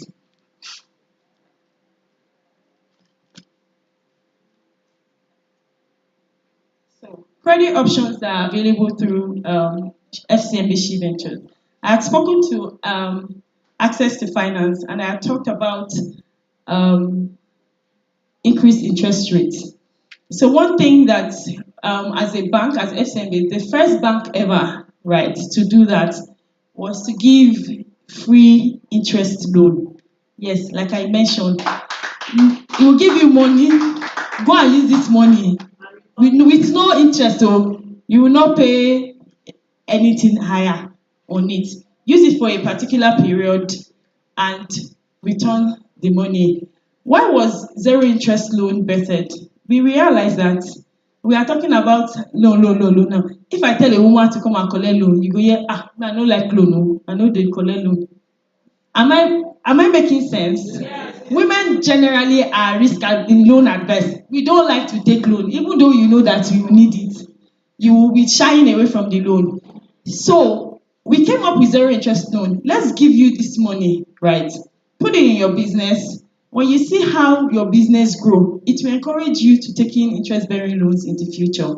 However, please let us note the zero interest loan is not a walk into the bank loan. So it's not a loan that you say, oh, I need zero interest. I'm going to FCMB to go and collect zero interest.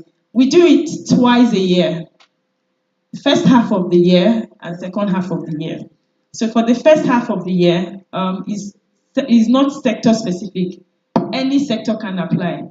So what we do is we throw out a call for application. We send to all our existing customers. We send to their SMS and their emails. Women, we don't like to also check email. See, I'm shooting arrows, Abi. We know they check our email. Let us know lie. It's even the text message. What are all this one? Scammer.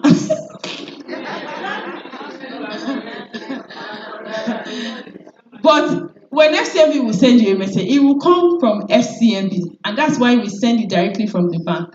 We also reach out to the account officers or branch managers to tell them that, oh, the zero interest loan call for application is out. Please encourage your customers. You know, if my account officer is sending me something that I won't have it, I will believe it, right? So we also encourage them to send these call for applications to their customers so that they can apply. when you apply, right, it's put into a system and the system automatically spools. So it's like a raffle, right? It's like a raffle. But there's no man, no man. Even if I like, let my mommy be strangling my neck that she needs zero interest. Put my name. I'll tell her, mommy, go and apply. There's no, it's not even She Ventures unit that collates the names. So there's nothing that I can do. So it's a free and fair process. Right. So for you to be eligible for this, you must be, first off, a woman-owned business. What do I mean by that? In terms of leadership, maybe you are the MD or the CEO of your company. Sometimes you are in business with your husband, right? Some of us are doing partnership.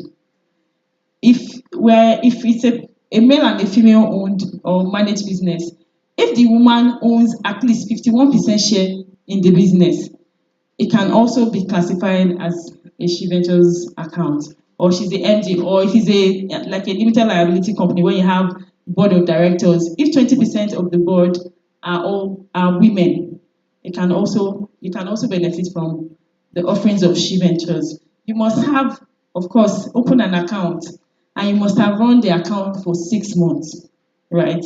So, and the minimum balance that goes in and out must be nothing less than 1 million naira.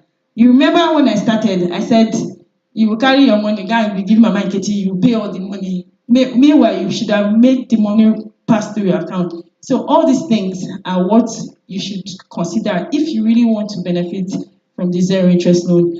So the reason why we also do, I know when I mentioned 1 million naira, you'll be like, I don't make 1 million naira monthly. This loan is given to you at no cost. We also need to be sure that when we give the customer this money, you're making sales, and we know that you are able to pay back within the period that the money is being given to you, right? And that's hence the 1 million. So by the time we even do an average, the customer will get at least 500,000. So we have 2 streams: the general sector, which is tendered for 4 months, inclusive of 1 month moratorium. So what the moratorium means is that when we give you the money, for instance, this is November, right? Okay, let's say December 1st. You're supposed to pay in January 1st, right? But we also understand that you have, excuse me, a lot of overhead costs. You have salaries to pay. You just have general expenses. So we allow you skip the first month, and then you pay the money within the next 3 months, right? Isn't that a good thing? Clap for us now. I will leave the mic and be going. And there's still a lot of juice that you need to. Okay, you're enjoying me. Okay, so if you're enjoying me, you need to encourage me. You can see that I'm already coughing. You didn't even tell me sorry. Medicine after death, oh, see.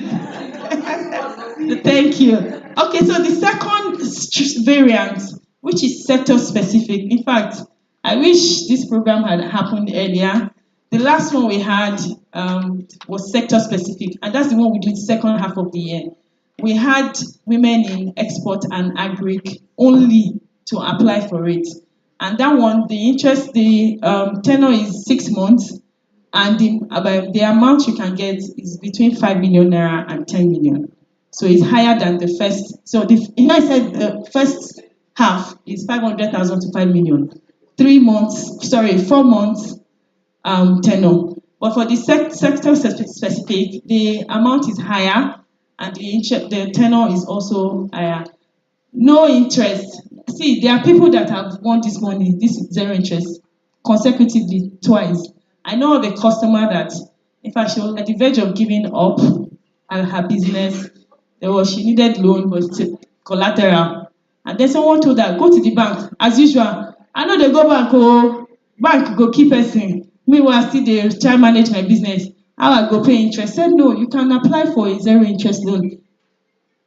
Lo and behold, I never even knew the woman. We went for a program like this, and she collected the mic and started to talk.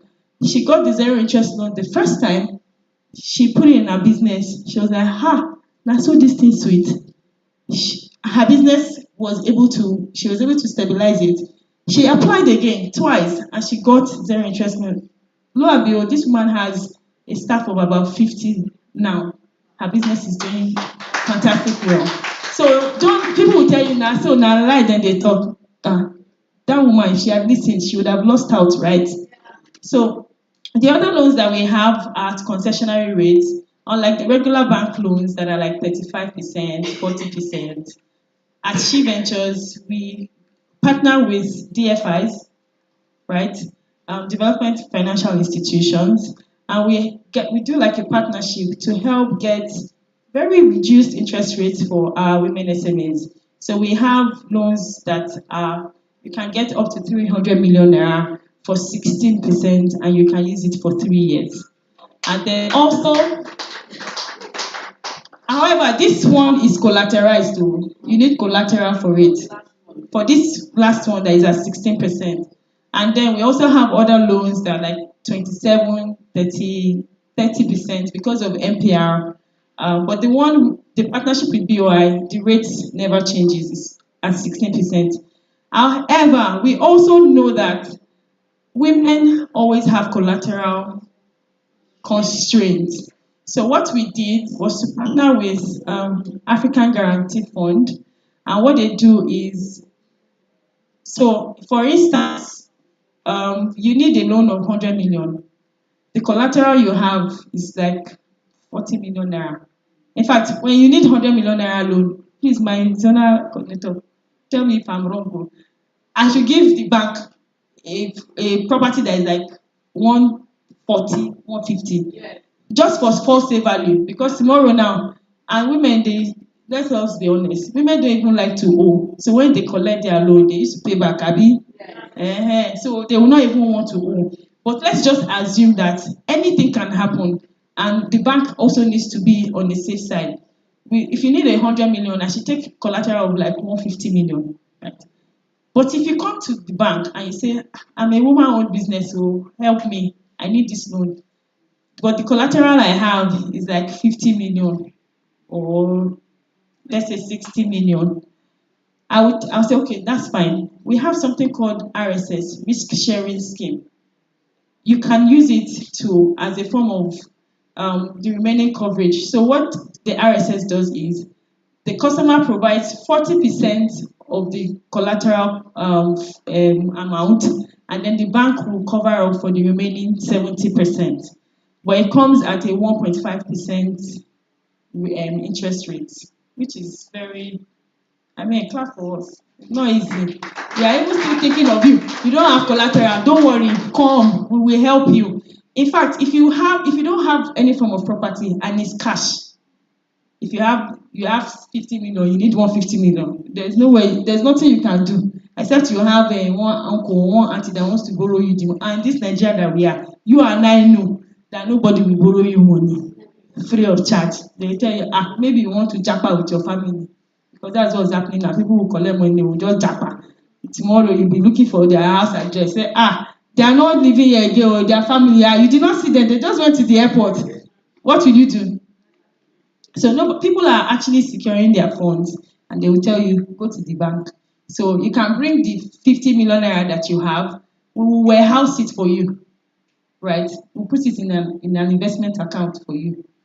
We use RSS to help you cover up for the remaining remaining amount that you do not have. And then when you are done paying back the loan, you say, what a good customer. Your 50 million that you gave us. In fact, by the time you are collecting that 50 million, there would have been interest on it. So you'll be collecting more than the 50 million naira. So in terms of collateral coverage, you can also use the risk sharing scheme structure. So for instance, if you are taking the BOI loan that is 16% and you want to use RSS, by the time 17.5%. But for men, it's 2%. Men, 2%. You cannot. I know that man, you are just be doing like this. Only women. Is there anything like men venture? Don't worry. Maybe very soon we will think about that. But for now, women it's a women venture. Yes, so it's She Ventures.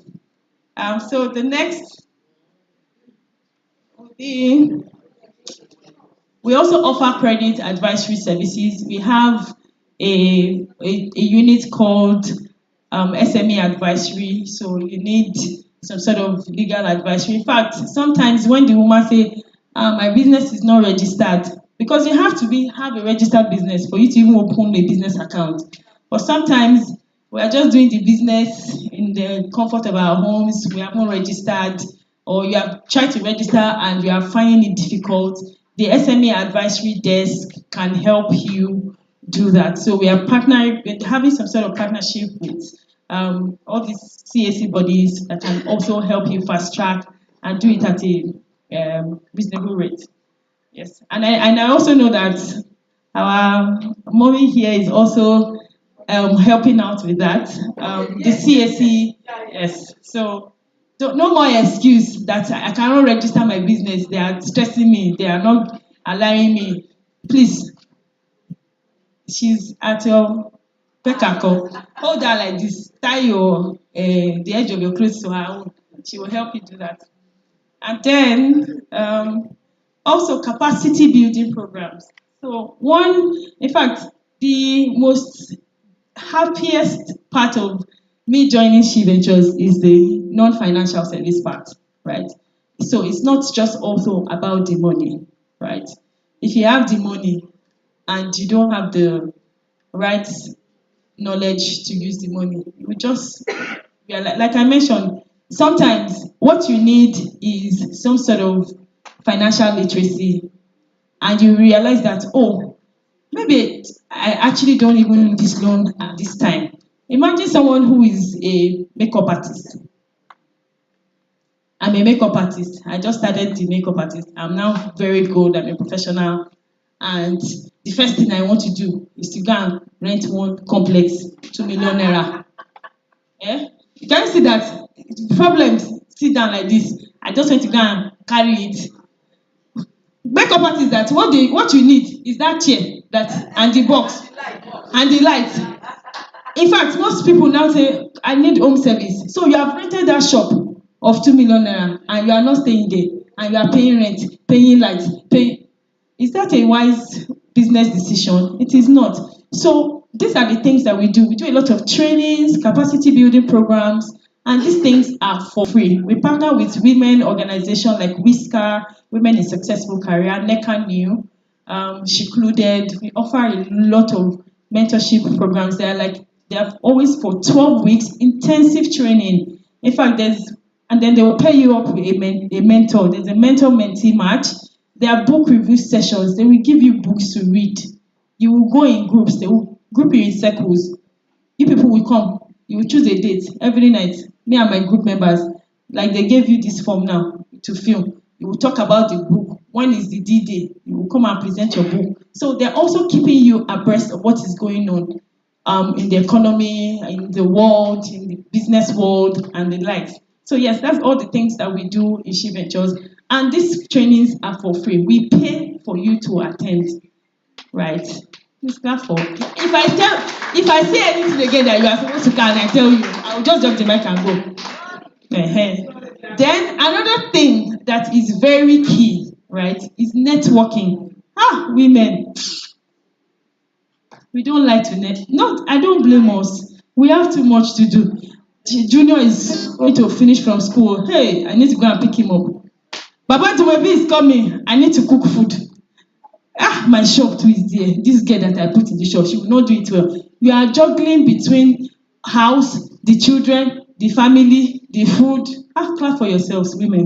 It's not easy. So because of that, even when you know that the events that they are inviting you for is beneficial, but there's no time to do that. Unlike men, this brother now, I'm sure, after this place, you want to go and meet your business partner. Oh boy, Alpha now, meet me for this bar this night. One business deal. Come, let us close it.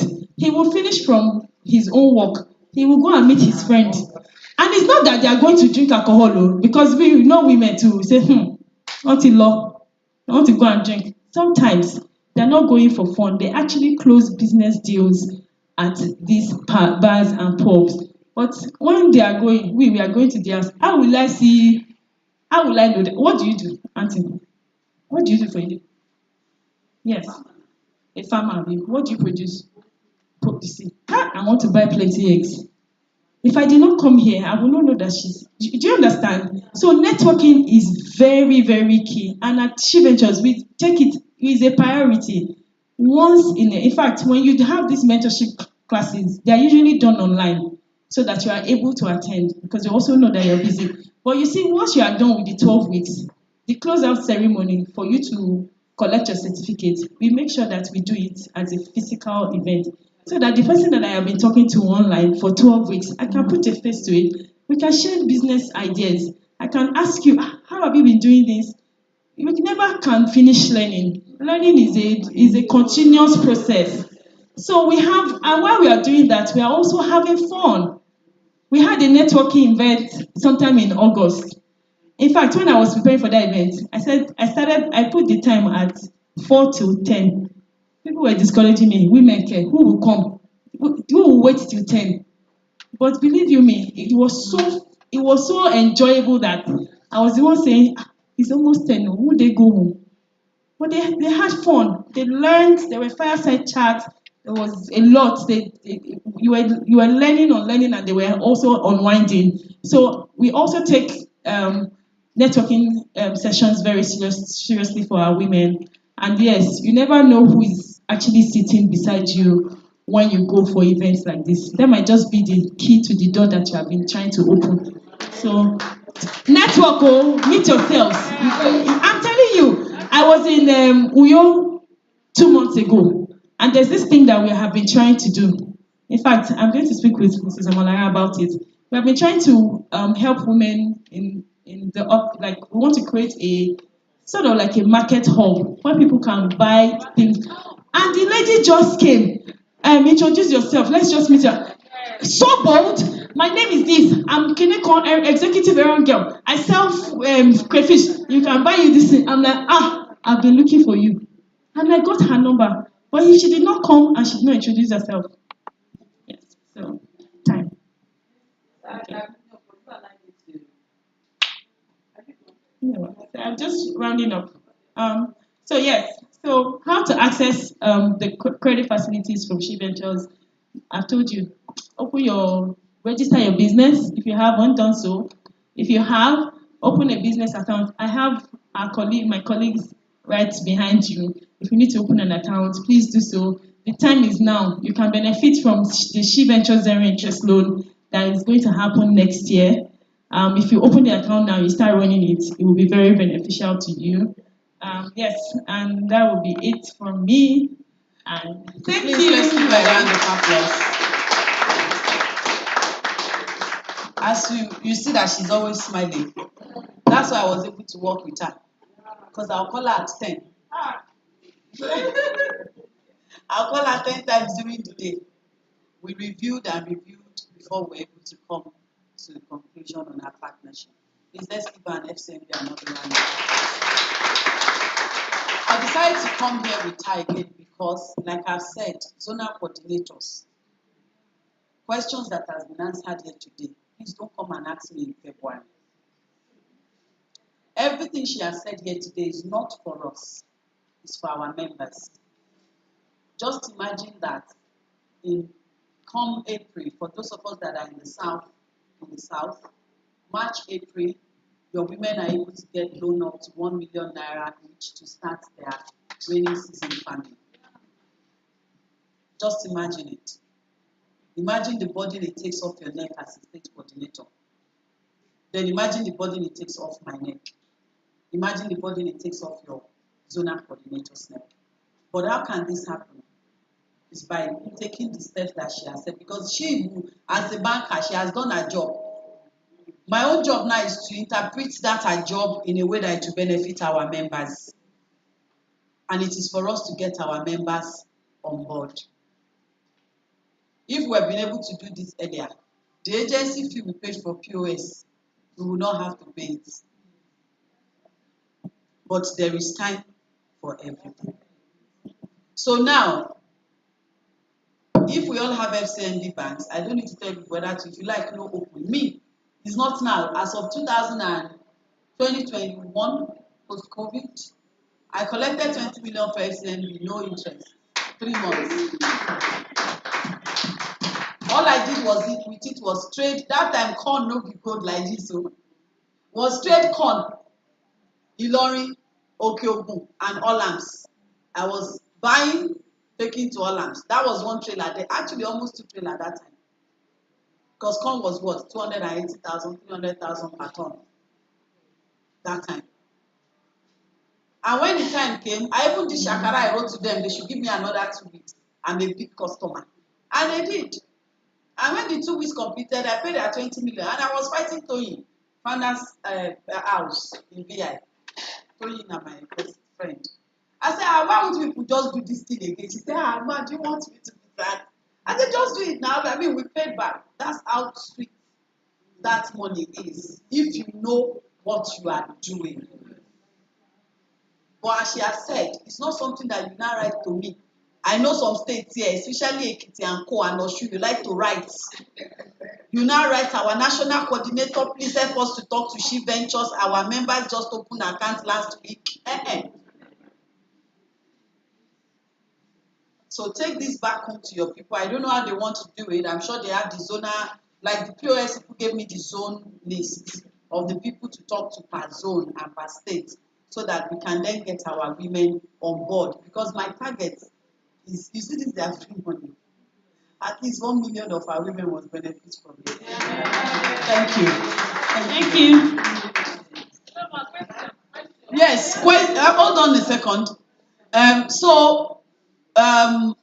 The questions and answer section, I was just going to let him do it. We will have about 5 minutes for FCMB people before we go back to our own interesting section before them. Thank you. So who will, I think you should moderate it, yeah. Okay. Questions? Yes. No? Kaduna? 30 seconds.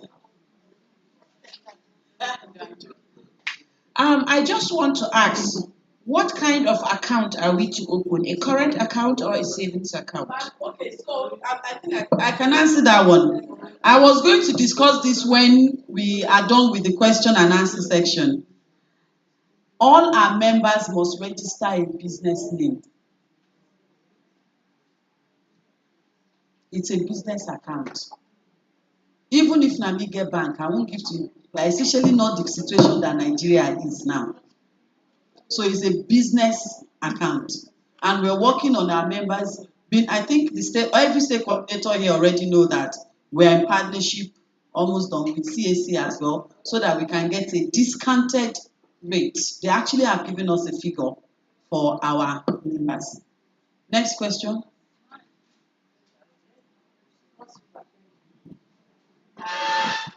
Good morning, ma'am.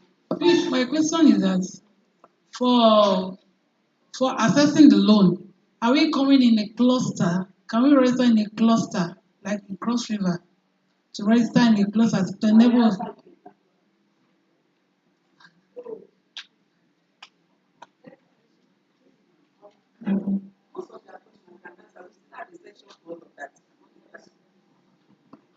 Yes, ma'am.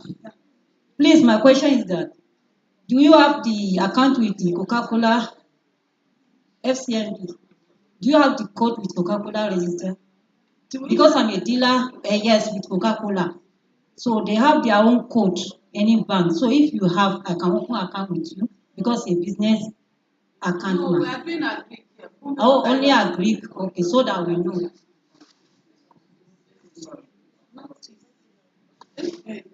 Okay, thank you very much, FCMB.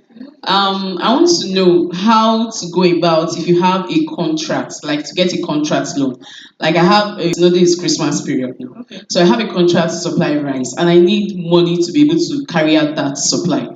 You understand? So more like how is it LPO possible? financing? Pardon? More like an LPO financing. Yes. So Do you have an FCMB account? yes, I do, but honestly, I've not been using it for a very long time. So it's not active, it's inactive, Okay. right? So I don't know. I can make it active right now though. Okay, so you need to do that. If you're taking the BOI loan at 60%, so you don't have to be. You can be a new customer, right? And we can use your other bank statement. However, you have to keep running your FCMB account, and you can take a loan for that. But you need the 16% one. You need collateral for it. So if it's the companies that every bank has their list of blue chip companies that they work with. So if it falls under that, then you can speak to your account officer or the branch manager to see. If it's an invoice discounting, it'll be easier without collateral. Yes. Okay, and thank you. And just to round this up, NWAD, we're There are here some for people here. Agric. Hang on a second. And you can't talk Agric financing without clusters. I'm just saying all of this so that we don't ask questions that we have already know the answer to, so we can move on, right? And we're not going to support you getting any support from your, I mean, FCMB is a bank on their own. You can walk in, you can have a relationship with your account officer. We don't care. But we're not going to be a part of any sort of support from FCMB that is one, not agric related, and that is not for the betterment of all of us as an association. So we don't care if you do a contract of 1 billion with FCMB. That's your business with FCMB. What we're doing here today is to get packages, that's the English word, that you can take back home to give to your women farmers in the entire value chain, from crop farming to fish farming to livestock to processing. That is it. So when anything that has to do with your personal business, please don't, my personal business is not here. Don't ask that question. Thank you. My question, Rhoda from Adamawa State. I want to inquire about the payment rate, the payback. Like we are farmers now, when we collect the loan to cultivate maybe rice, which takes like 3 months or 4 months. Are we to be paying gradually within the month or until after our harvest, then we can just pay off? Madam Rhoda, it depends on the sort of package that she gave us about 5-6 packages here. So it is left to you to decide on which of the package matches the crop or be the time frame of what you want to crop or what you want to farm. So if you take the one that is without interest, how many months is that again? There's 4 months and there's 6 months. You already know that the one of 4 months, you cannot go and plant cassava with it. It's vegetables. And the one of 6 months, you can do your corn with it. So that's what she's been telling us all morning. There are different packages, and you work with the packages they have with your crop or your livestock or what have you. Thank you. Thank you for the opportunity. If I have a savings account with FCMB, can I convert such account into a business account, or I need to open another separate account for my business? You have to open a separate account. It has to be a business account that you even have checkbooks. You have to get checkbooks. And I know we also have the free 3 months banking. And so if you open an account, at least for 3 months, it's free services until when they start to charge you for like all those transfers and the likes. But you have to open a business account. We're an SME unit. So you need to open a proper business account. Thank you. I'm still going to talk about business account and what have you after our question and answer section. That's a whole topic on its own that we're going to attend to today. Doctor. Thank you very much. Good afternoon, everyone. How long will it take for me to open an NXP account? Oh, that's serious. See your wife, see your person there. And will you assure me that I can get my dollar out without selling back to the bank?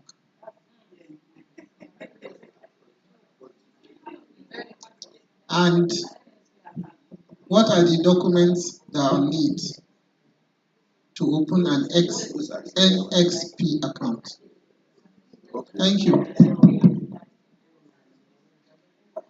Good afternoon, everyone.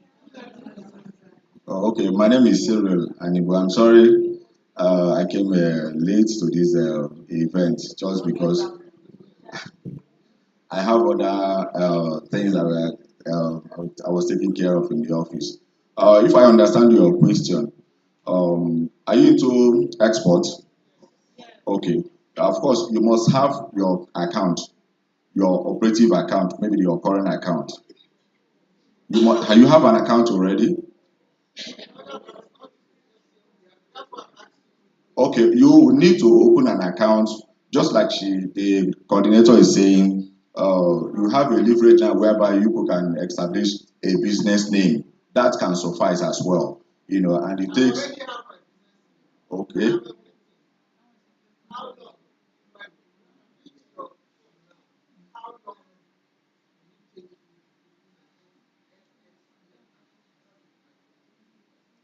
that's what I'm saying now. For first, that's what my first question is: do you have our account with us? Because it includes the time you open an account with us, the operative account, and then if you give us maybe your details, then we can be able to.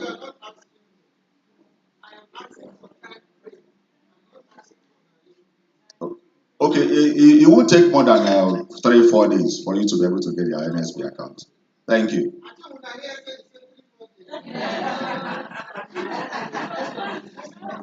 Okay, you also asked a question about if the dollar will be sold back to you.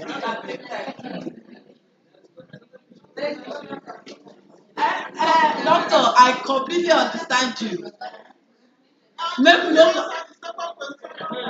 Can she take her dollar out from export proceed in dollars? Yes. It's CBN.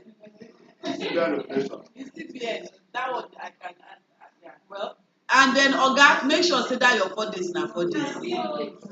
For NXP though, that's what she said. She was asking from the time.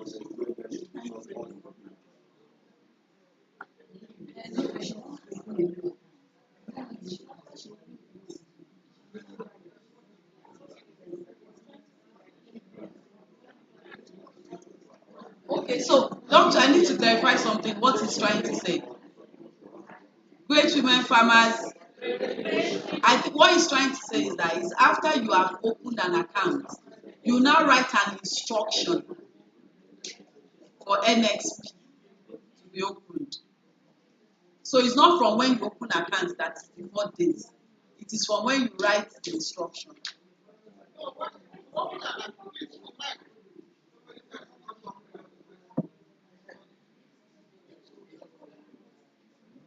Open an account does not take more than 1 hour. If I collect the form and I completed the form, I make sure I have all the necessary documents attached. I take it to the bank. Within 24 hours, I should have my account number. So that makes it 5 days. Fine. Let me tell you something. I give you 2 weeks. I give you 2 weeks. I just want to try you. I give you 2 weeks. Thank you. You will not go and collect number. Great women farmers. Okay, so I think that runs up for FCMB She Ventures. Yes, please. Please let's clap for FCMB again. Sorry.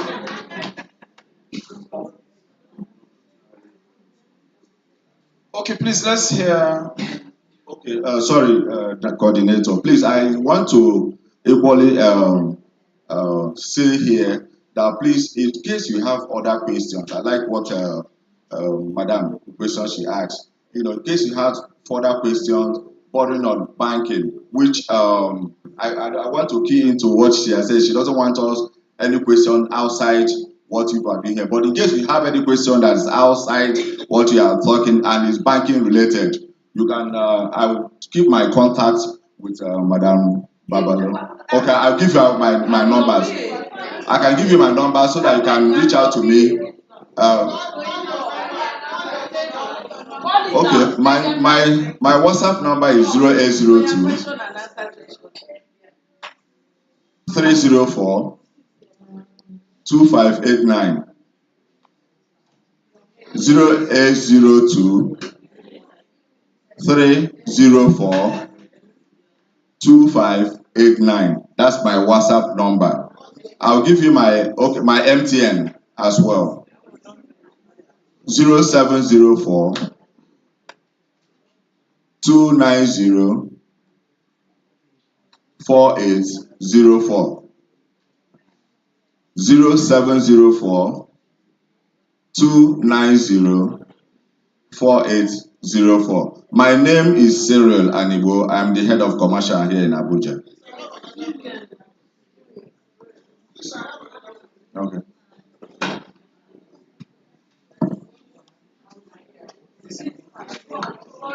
Please, can I negotiate the interest rate?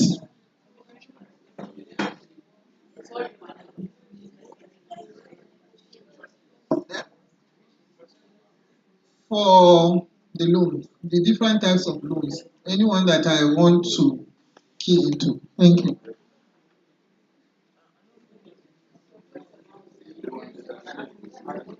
Can she negotiate interest rate?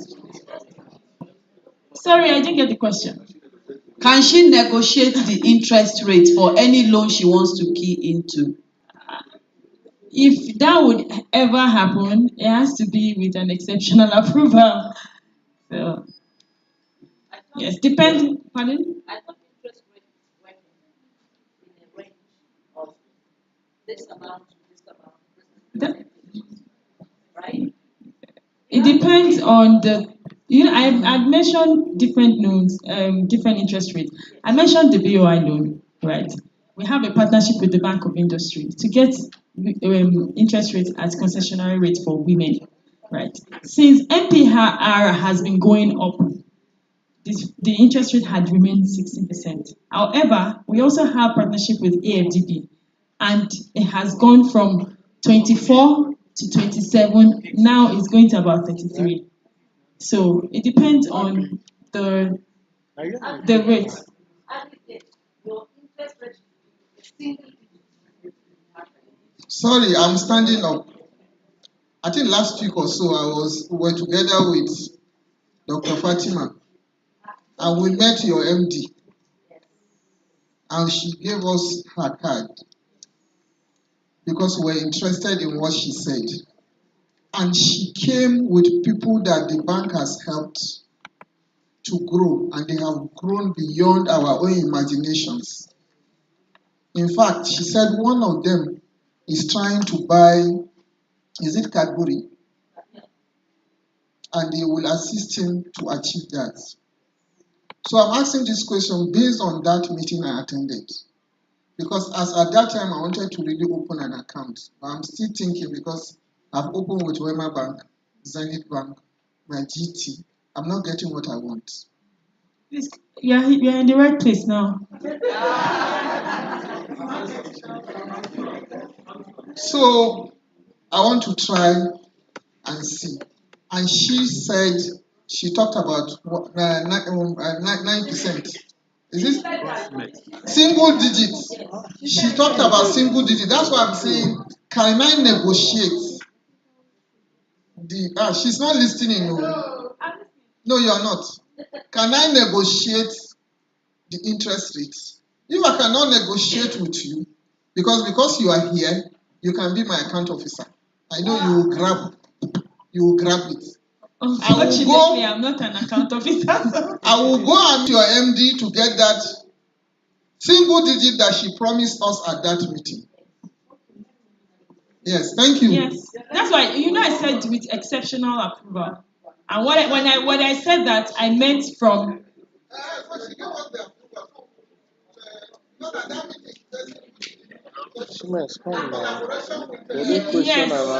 Yes, and we have a lot of partnerships that we do as a bank, and there's probably. And just to wrap up before we move forward, with the understanding and experience I have with most of these commercial banks, not just FCMB, ranging from the days of Diamond Bank, is that one, it depends on the capacity of business you're bringing on board. everything is possible. Everything. So when you approach a bank that you want to negotiate interest rates, they will look at what have you done? What do you intend to do? Who are your off-takers? Are your off-takers paying by transfer? Is it letter of credit? Is it bank guarantee? So there's a whole lot of factors that is, I stand to be corrected, that they look at to interest rate negotiations, and I believe that they'll be able to give you what you want, Auntie. And also the personal touch you give to your presentation. Because at the end of the day, banks want to make money. That's the truth, like we all want to do. Thank you. All right, so we're here for the question and answer session for the three speakers. That was done for FCMB, so can we do a round of applause for FCMB? Thank you, FCMB, and we really appreciate it. Thank you.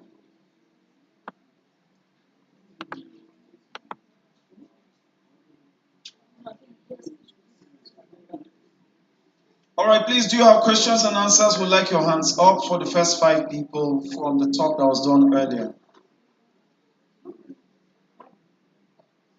I mean, we're done with your question and answer section. So these questions now cannot be about FCMB, it's about our own internal affairs. But you can sit and learn now. You know what this family is. Even Greg that can it's like Greg.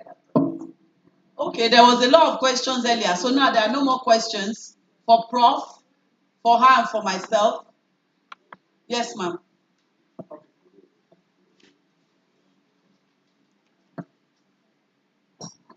Good day, everyone. My name is Chinajo Irobe. I love State, please. Sokoto State. I love when you were talking. And Please, who is your question for? Prof? You and Auntie Fati. Okay. It's like you're from Borno State. Yes, I'm in Nigerian. Yeah. No, I know why I'm saying that.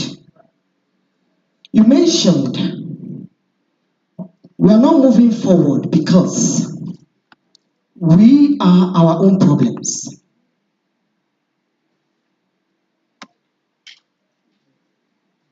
When you are in a position and you as a woman, you know, myself, I will deliver. I don't know if I will call it fear of the unknown.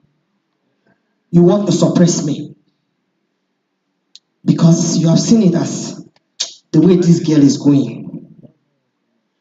She will do wonders. When we are talking about if a woman is a president, what would Nigeria look like? I actually raised my hands and I wanted to say, if we have the likes of Ngozi Okonjo-Iweala being a president of Nigeria, Nigeria will be a better place. I wanted to point to this, my mom is seated here. I happen to be a veterinary doctor. And when she became the first chief veterinary officer of Nigeria as a woman, that was when we had the greatest problem. Why? Women like her were fighting her. And it happened to me. A woman like me will not want you to be in a position to change the narratives. I wanted to ask her a question. I don't know if it is possible. I told the people sitting around me, I said, when I came in here and I saw where the national coordinator was talking, I was a bit like, oh, this is harsh. But when I heard where she was coming from, man, I had no option but to love you. That's the truth. Why did I say that? Because what you are doing is exactly what I will do. When they know that you are going to do something, they are standing against it. Ma, what can we do using this forum to move forward. What can we do for our voices to be heard?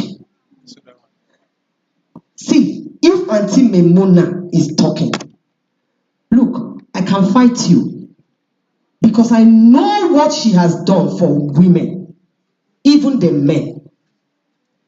Can we please know what to do to speak with one voice and let this love, when you mention love, man, I was taken away.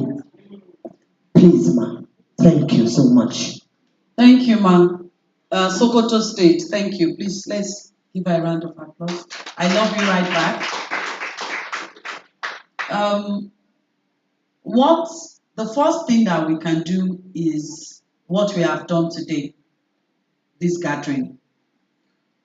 But like I said earlier, to make what we have done today really have effect, we have to make sure, God helping us, that in every 36 states, as you have all represented your states today, you carry out this same training with all your local government coordinators, and you insist on your local government coordinators carrying it out in their word. I will, as always, try my possible best to make sure that we get sponsors and support for this training. Because as I say everywhere I'm asked to speak, if they give us all the money in the world today as Nigerian women in agric, and our orientation and mentality has not changed, we will remain where we are, if not worse. Our problem is not money. No. Go and read the statistics. The money that actually had gone into agric. I'm not talking of the money that stopped with political and portfolio farmers. I'm talking about those that actually went into. Okay, so I was complaining to Dr. Maimuna some time ago about how some of the farmers behaved. And she said, you are complaining that she's at one time went to one remote place in Kano State, she called the name, suffered to get this input to the women. And the women, instead of them to cooperate and gather transport money to move it for, how do I say this now? Let's say to move it now from like maybe Secretariat here to Abaji. She had suffered to bring it from Abuja to Secretariat. You know what these women did? They now even said to them, if I'm not mistaken, doctor, remind me, that you people gather money, move it. We will find a way. I will find a way. No, she said they will give them half of the cost. So they were supposed to gather money and pay for the half. You know what they did? Right there in front of her, they were selling off the input. It's a perfect example of those that the gods wants to punish. They first of all make mad. Because that is what my children these days refer to as you're moving mad. There is no other explanation for that. And when you want to make a mad person go straight, you don't do it by smiling. That's why some people say that I'm ash. Ojúbọ̀rọ̀ kò ṣe gbọmọ lọ́wọ́ èkùrọ́. What that means is you don't peel a palm kernel by using a plastic spoon or a soft hand. Right? So what we need to do is to make sure that these trainings we get in Abuja, this reorientation and capacity building we are getting, we take it to our women at the local government and the world level. That is one thing we need to do. The second thing that I feel that we need to do for our voices to be heard is for us not to get tired. It's for us not to relent on what we are doing.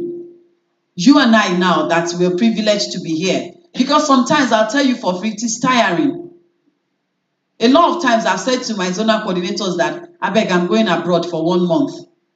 But because of the love and the passion, I'm still here. So we don't get tired of what we're doing. The resilience is there. But the key thing, imagine if we have a 1,000 of Dr. Maimuna, a 1,000 of Auntie Fati, 1,000 of Professor, 1,000 of yourself in each zonal coordinator, in each zonal geopolitical zones in Nigeria. I dream it. Sometimes when I'm by myself, I imagine it. I just imagine like another 500 women that are ready to put everything aside to be doing what I'm doing, how beautiful Nigeria will be, how much power we will have, how many beautiful things we'll do, how we'll see our girls doing well in school, how we'll see our boys doing well in school, how we'll make sure that people with disabilities are okay. It's a dream, I imagine it. But this is a dream that can come to reality by our collective effort. So with my little knowledge, I believe these are the two major things that we need to do. And of course, the love, the togetherness is a major key. Thank you. Your hands together.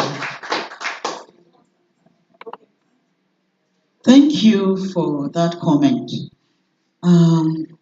Let's not be hopeless.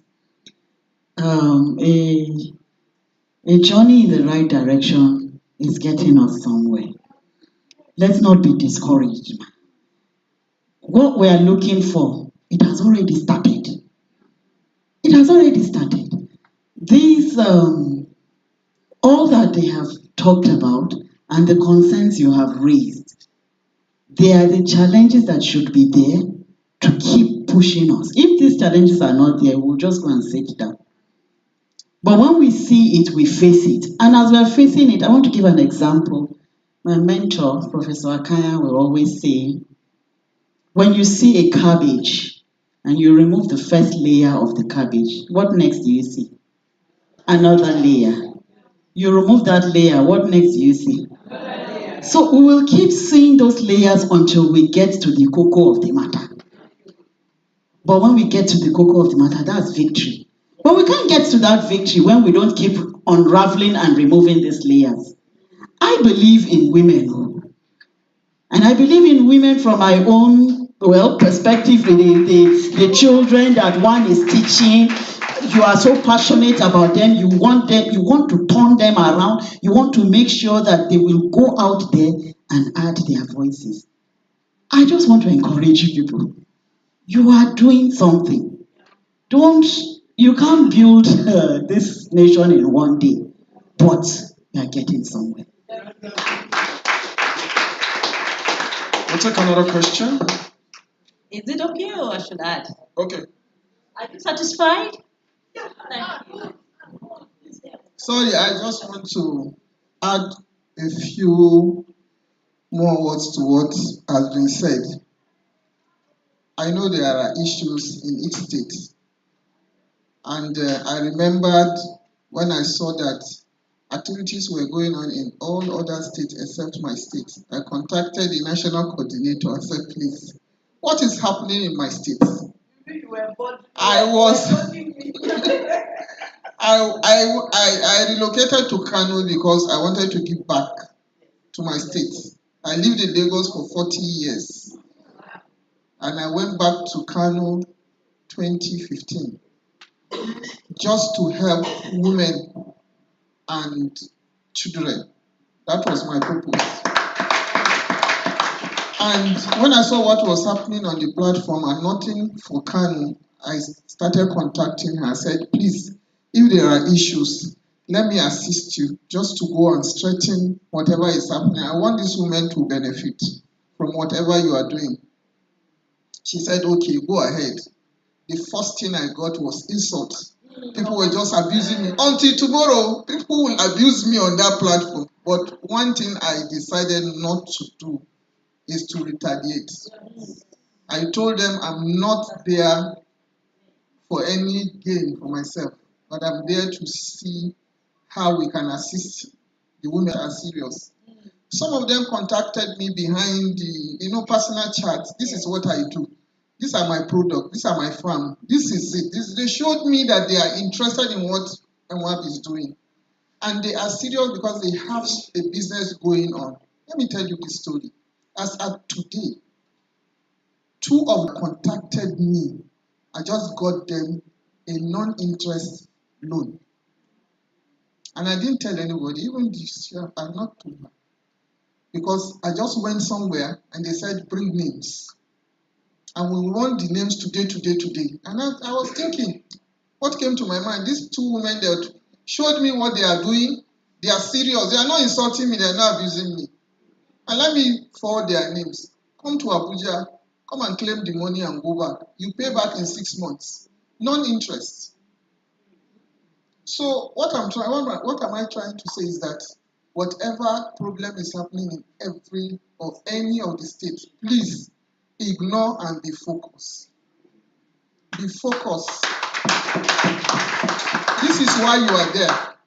To the extent that I was reported to the emir's wife, and she said I should come and see her. I said I will not go and see her because I don't work for her.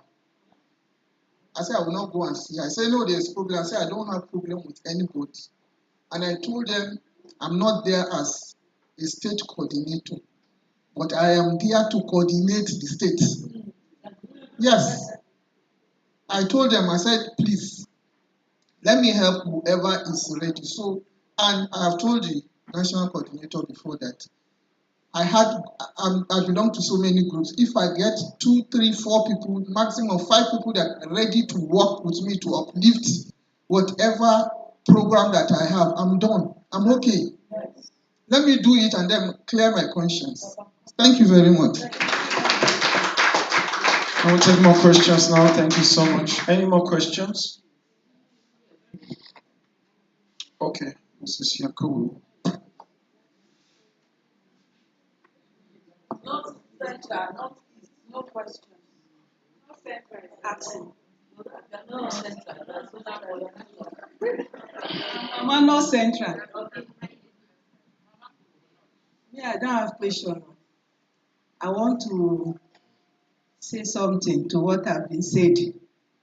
You know, when they were talking earlier, they will say a woman came out to contest. A woman is not voting for a woman. That is where I want to go to. Me, I'm a woman. If any of our members come out to contest, I'll do due diligent check on you. Because I want to see women that are coming to represent women, giving the value that we want to see. You don't just get up because they said, okay, there is slot for a woman. You've not done any value addition on yourself. Then you come and say, vote for her because she's a woman. We are saying it now. So that let's go back. You have to add value. Whatever position that is given to you, let people see that, yes, I can do it. Not just because you want to take position with a woman. I will see you, I'll leave the line. Because I don't want you to go and disgrace the women fold. But if you are capable, I will mobilize for you. That is me. Thank you. Great points there. From Amalara. Okay, there's one other person.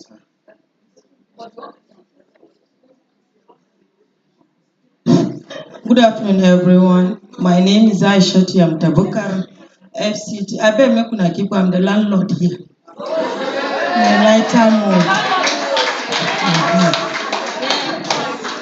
I was even locked outside because I was trying to put you people in order to eat food. But unfortunately, I came in late because of you people. This is one role. Forget about yourself, attend to others, and things will go well. My questions goes to both the prof and the doctor from my state, not the game changer this time around. You made mention of 2 things that kept me thinking and rewinding back. Prof, you said violence is the breast milk we are feeding our young ones with. And my mom from Borno State, you looked at GBV from the holistic perspective, whereby you made mention of that woman that has a rival.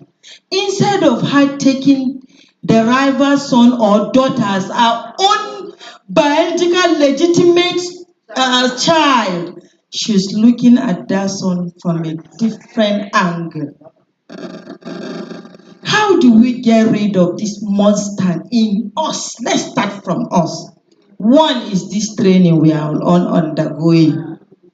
Then I'm sure you will give us other strategies too. If really we want to be that our own self, we must start from our own self. My husband is from Nasarawa State, Odegi, Afro by tribe. There is one thing that they do there. A man is being considered as a semi-god. He doesn't carry out any choice in the home. The elder brother to my husband is late. May Allah have mercy on his soul. He trained all his siblings to be what they are today. So when he died, they brought about 2 of his sons to stay with us. I told them, I have no male, no female in this house. Everybody is equal. As I stand before all of you, Yusuf, who is his son, Yusuf can fry masa, Yusuf can turn tuwo, Yusuf can do dambu, name it. How many of us have that time to install that value in those children? Turn yourself, your son to be a daughter, and a daughter to be a son. We are the violence is being breastfed as milk. Fine. Don't mind my language. In as much as you understand what I'm saying, I feel even both into Hausa now, even though I'm from Borno State. Please, I want to crave our indulgence before I hand over the mic to the mighties. Anything you are doing, thank you so much, man. Anything you are doing, have the conscience of God in you. Please, when we have that consciousness in us, you can deliver to the last woman in that community that need your help. She just need your finger to be lifted up. What are we all saying? All of us almost on green and white. And our inner heart is somehow dead. Please, I want to contest in no distance future. And be rest assured, my zonal coordinator can testify to that.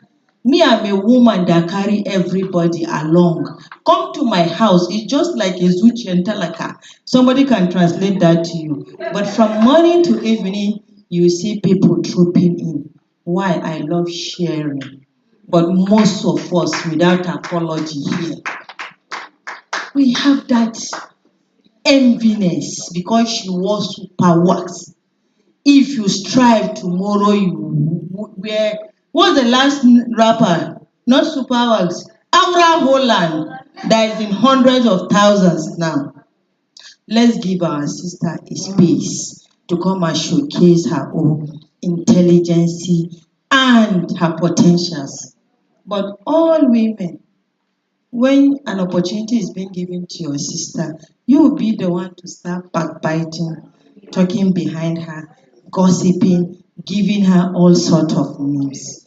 Fine, our prof from Kano has already said it. With my mommy from Sokoto, accept it, but try to change and impact on a soul. As we are all going back either today or tomorrow, without fund. I used to tell my zonal court, I don't wait for anybody to sponsor me because I know something good will surely come out of it today or tomorrow. I am where I am because of one reason or the other. So thank you so much. My mommy from Niger State, that's where I did my NCE, and from Borno, and the game changer. Please give us some of the strategies that when we get back home, we'll adopt to get that monster out of those women.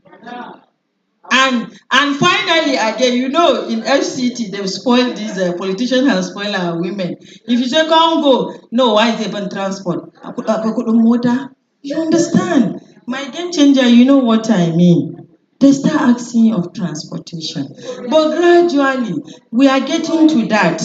Yes, and it's those babas that spoil them for us. But inshallah, Rabbi, it's going to be a different narrative. And we are starting it here already. We will go back, go carry all the languages, the baggies, the way to begin the talk. Right? Thank you so much for this opportunity given to us. I couldn't sleep yesterday because I was having fever. But notwithstanding, Allah in His own way has cured me from it. But still, sincerely speaking, the Agberu 001 of Nigeria, thank you for this opportunity given to us. Thank you. Please, let's give FCT a round of applause.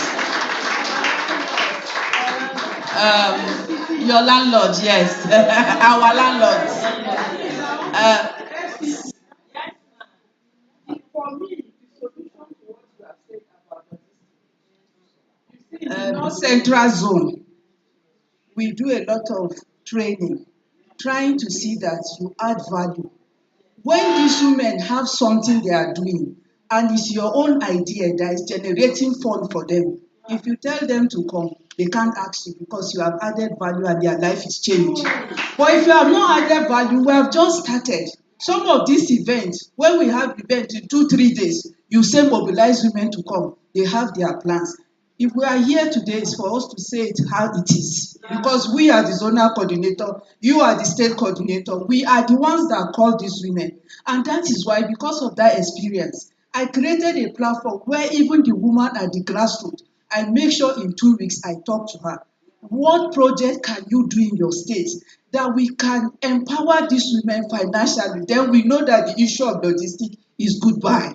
But as far as we have not done anything, we are building a structure. I think for now, if you have the opportunity to support once in a while, for them to come out and leave their farms, we should do it until we're able to support them. Thank you. Great women farmers. Thank you, everyone. I'm going to start first from North Central Zonal Coordinator. And I beg to differ a bit. And I'll use my state as an example. Personally, before I became AFAN woman leader, I had invested in my women. I say it with no apology. But because of our mentality and our orientation and sense of entitlement, and because the orientation has not allowed them to understand that political outing is different from professional outing. We're farmers. This is our profession. When the bankers or financial institute is saying they are having seminar in Kenya, if your bank is not sending you, I have bankers that will be saying, Omolara, please, can you support me? I want to go for this training. Because they know why? Because they know that when they go for that training, they are going to add value to themselves. They have that orientation. But like she rightfully said, it's time for us to tell ourselves as it is. Until our farmers' orientation changes, that when they call you for agricultural program, they're not calling you for PDP or APC program. Sadly, this is what our leaders in the past had made Turn Farmers Association to. They are calling you to come and add value to yourself for free. I used an example earlier, and that's why you see them when they say farmer, they put us here because they know that they don't know better. It has to change. Any of your people that come here today, you've left with 1 or 2 things. So why should anybody have to babysit you or push you to say take transport to come? We're not politicians. If when you're leaving, we give you what's it called, honorarium, is out of courtesy.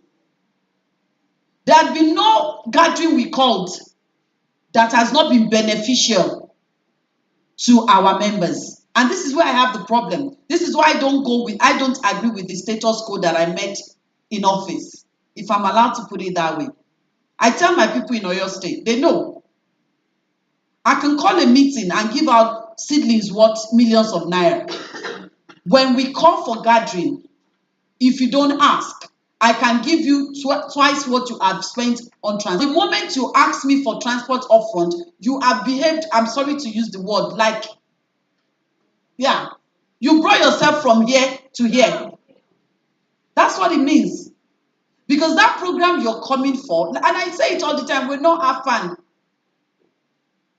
That program you're coming from, I had to use my brain my concept, my partners, my team.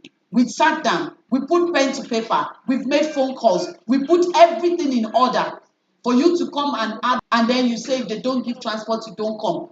Good radiance to bad rubbish, or how do you put it?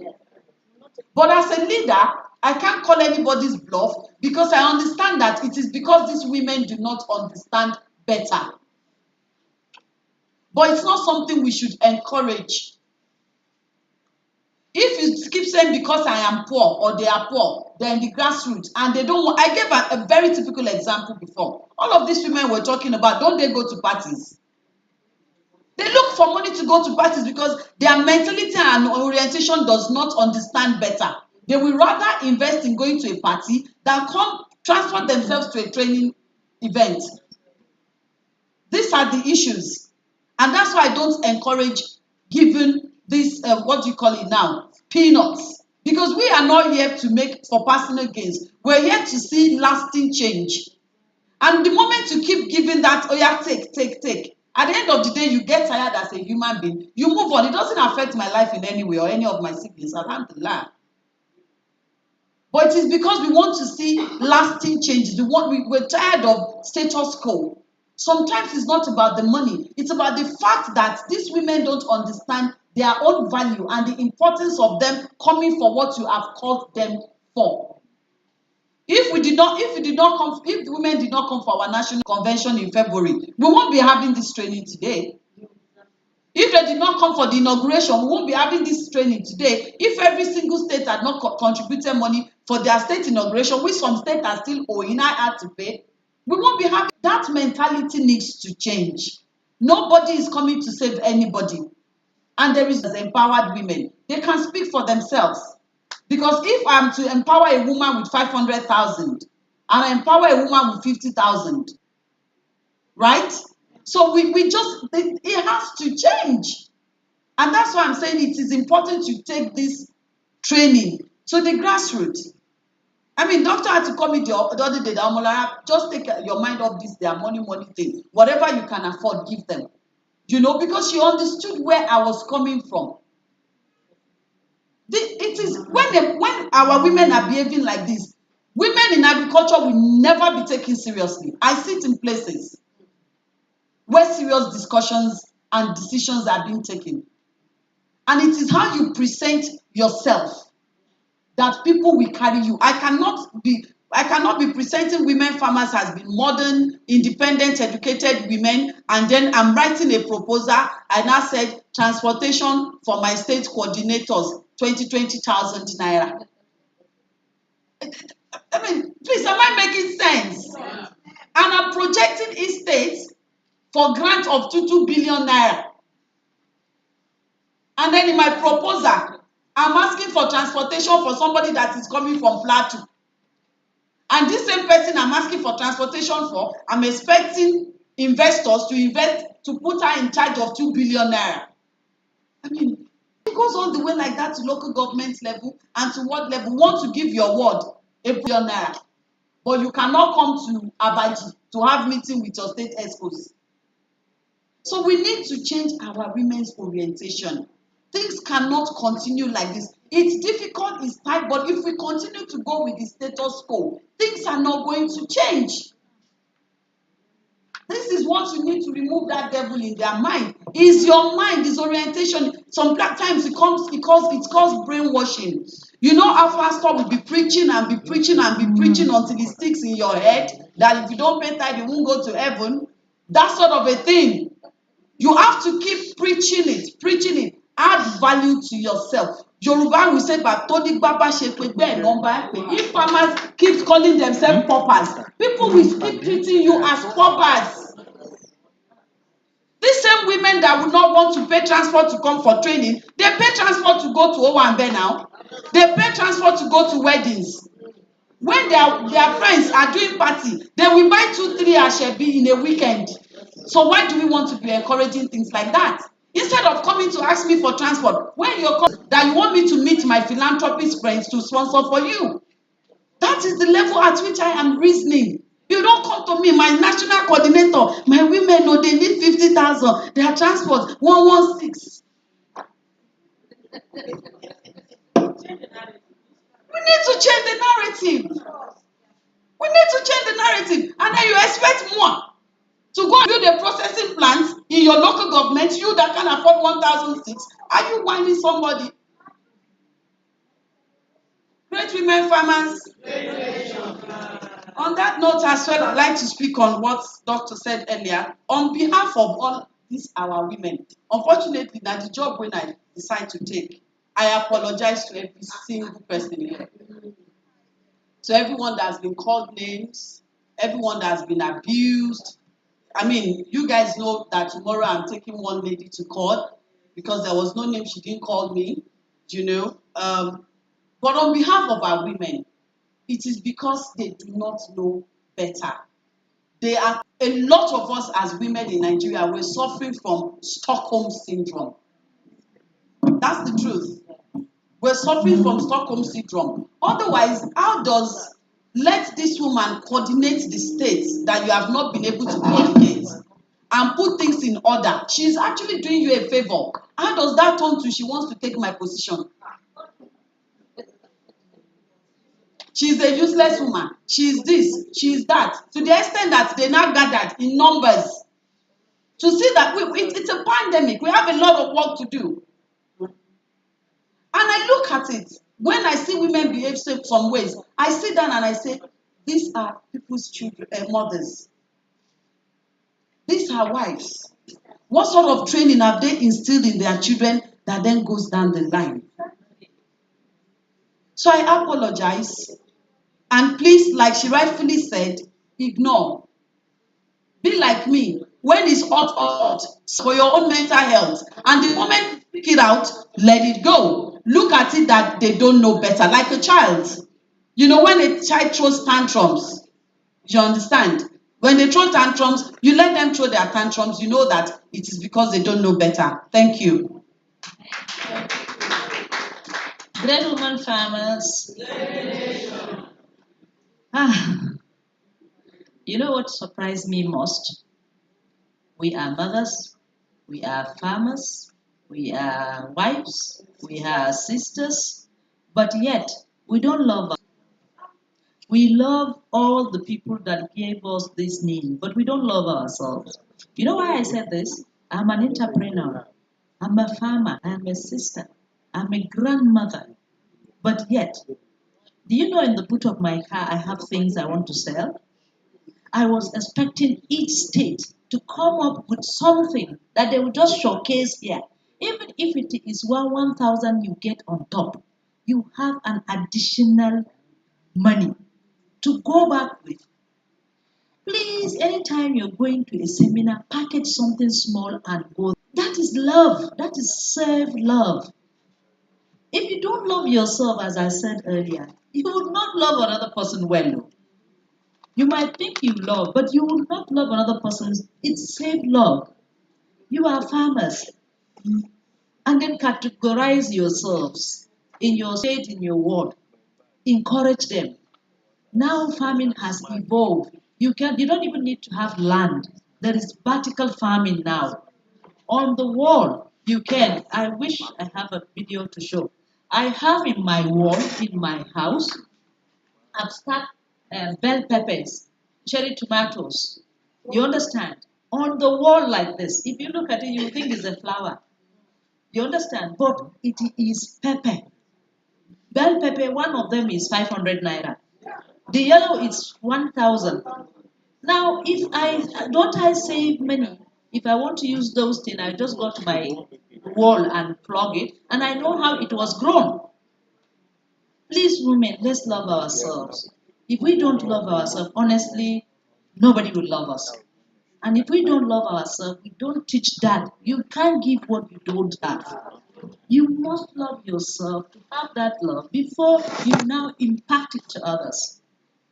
Anywhere you're going, carry something that will increase your income. The major thing, I am sure in Rob's presentation, she made mention of inclusive financing. You expect somebody to finance you? Can't you finance yourself? If you can, that's why they call me the Igbo among the Kanuris. Yes, that's my nickname. Even when I was in school, they called me the Igbo among the Kanuris because I always want to see what value I can get from where.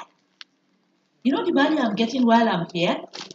The fact that I can say something and just one among you can take it round and be a success. That is my value.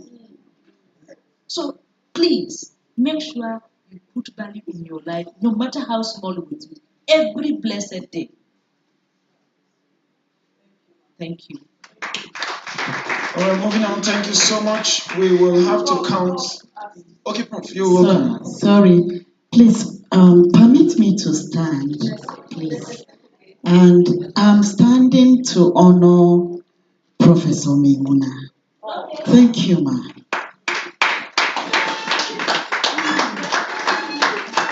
Thank you very much, ma. Yes. Please. Ask ma'am. Shake side.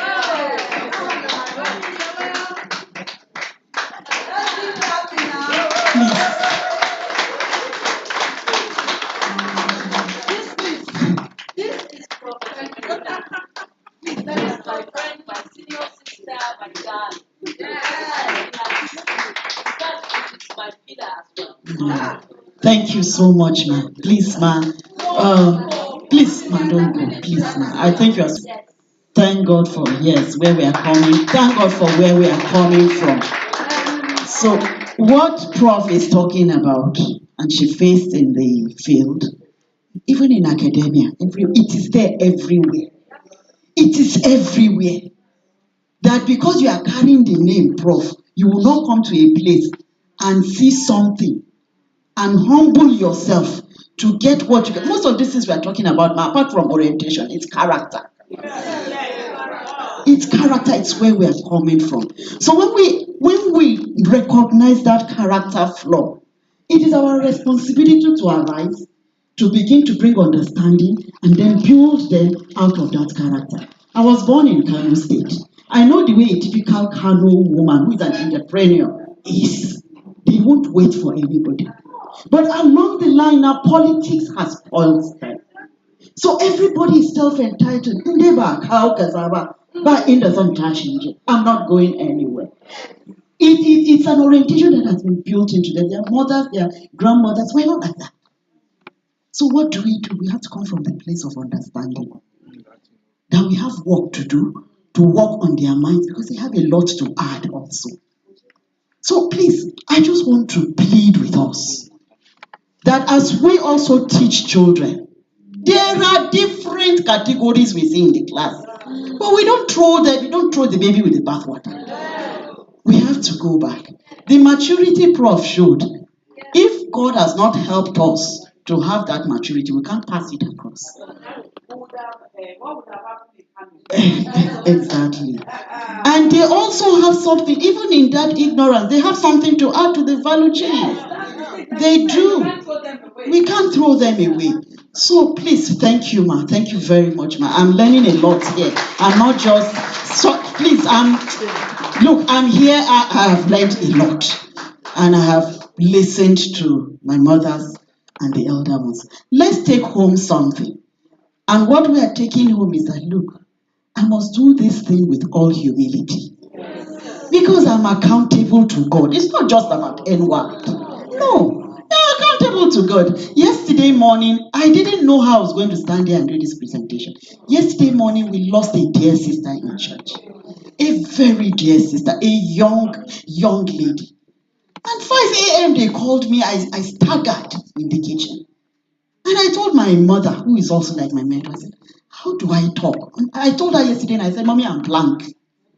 She said, don't worry, God has gone ahead with you.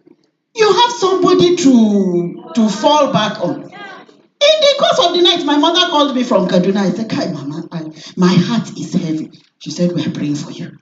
You must go and deliver what you have to deliver. So we must face these challenges and we must arise to it. Please, ma, once again, I'm very grateful to have met you. I think I'm the person that has enjoyed most here. Thank you, ma. Thank you. And thank you, ma.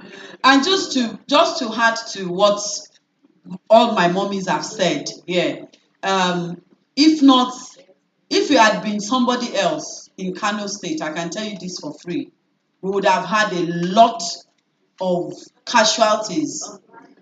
That's the word, in Kano State. You know, before she came in, I was left by those in charge before with a lot of casualties, because from the start, for those of you that started with us, I try as much as possible to let everybody carry out the job they were given, right? And to a large extent, looking back now, maybe I should have been much more not I don't want to use not I don't want to use the word controlling, but more assertive in that. But yes, we all learn every day. So I was left with a big mess in Kano State, and if not the maturity that because you know a couple of times me hot edge, I just called her. I was when she now said, Omolara, just go and drink water. Leave these people. Shebi is me and them. They will talk and talk. I will not answer them. Just ignore. And you know, even me, I tapped a lot of what's it called from that. And the way they were doing it, that they should tell them, don't worry, you just go, just leave them for me. And I was like, what kind of woman is this one? She don't go even vex for one time, you know. So please, let us all learn from her and emulate her, because what she's faced and what I'm facing, we all face it. Even our local government coordinator, there is, like I said, there is one I'm settling in Oyo State now. You know, we all face it, but because nobody wants to let go, and we take petty things, that's why the women can't move forward. Something that you just say your mind there and let it go. We take it and then we build on it and build on it. So please let us all learn from this. And Dr. God will continue to strengthen you. We continue to be prof to guide you. Thank you for being such a great mentor to every one of us. Thank you. Thank you so much. Can we take two more and end the session? Or, Madam President, we can take more? Just two more? We can, it's like two more. I don't think there's much more. Okay, because I see some hands there. But we need to just know. Please, just straight to the, because you know we have our own section for the evening. So please. So, Madam President, please. Okay. From our Molara, see what I want us to do. Questions will never end. So we want to just take the number of people now so that we end the session. Remember when we started, there were no hands. So one is standing. Okay. So 3 people and that's all. Please, your questions to the point. Thank you. I've seen her. So she's number 3. 1, 2, 3, and that's all. Thank you. Go ahead. Okay, I really want to appreciate all that my mommies and big sisters have said here today. But one thing is paramount. In as much as they have all given us all the words of wisdom, let's also have discerning spirits. As a young girl, when I finished from school that very year, I had an inspiration to start my own NGO, which I started because I believe that was why I stayed back after my mate left. But one thing I didn't know was I wasn't designed. I just do it anyhow. When a woman comes crying, I keep giving in that NGO, gave both my husband's money and every money I had for business. No, but all they want is take, and take. But believe me, amongst all these women, there's still a grassroots woman who has that soul desire, who don't have the means. In my place where I come from, Benue State, the deep part of my place, there are women farmers who are doing so well, but sometimes 500 naira could be their challenge. They have enough foodstuff that if you go to my place, they can give you 2 wheelbarrow of yam. They'll give you gari for free, but they don't have 1,000. But if God can give you that discerning spirit to be able to know which grassroots woman is genuinely wants to come to town, wants to get involved. Like our slogan is leave no woman behind. You don't need to meet your superiors. In your own level, you can help. At my level, I can't count how many women I'm able to give 1,000, 2,000 at my own level. But now the difference is I now have a discerning spirit that if you come to me, you just want to grab from me, I know. But if you are genuine, that you really want to come out, you want to learn, I will help. Let's pray that God give us that discerning spirit to be able to do the needful at the right time. Thank you, ma.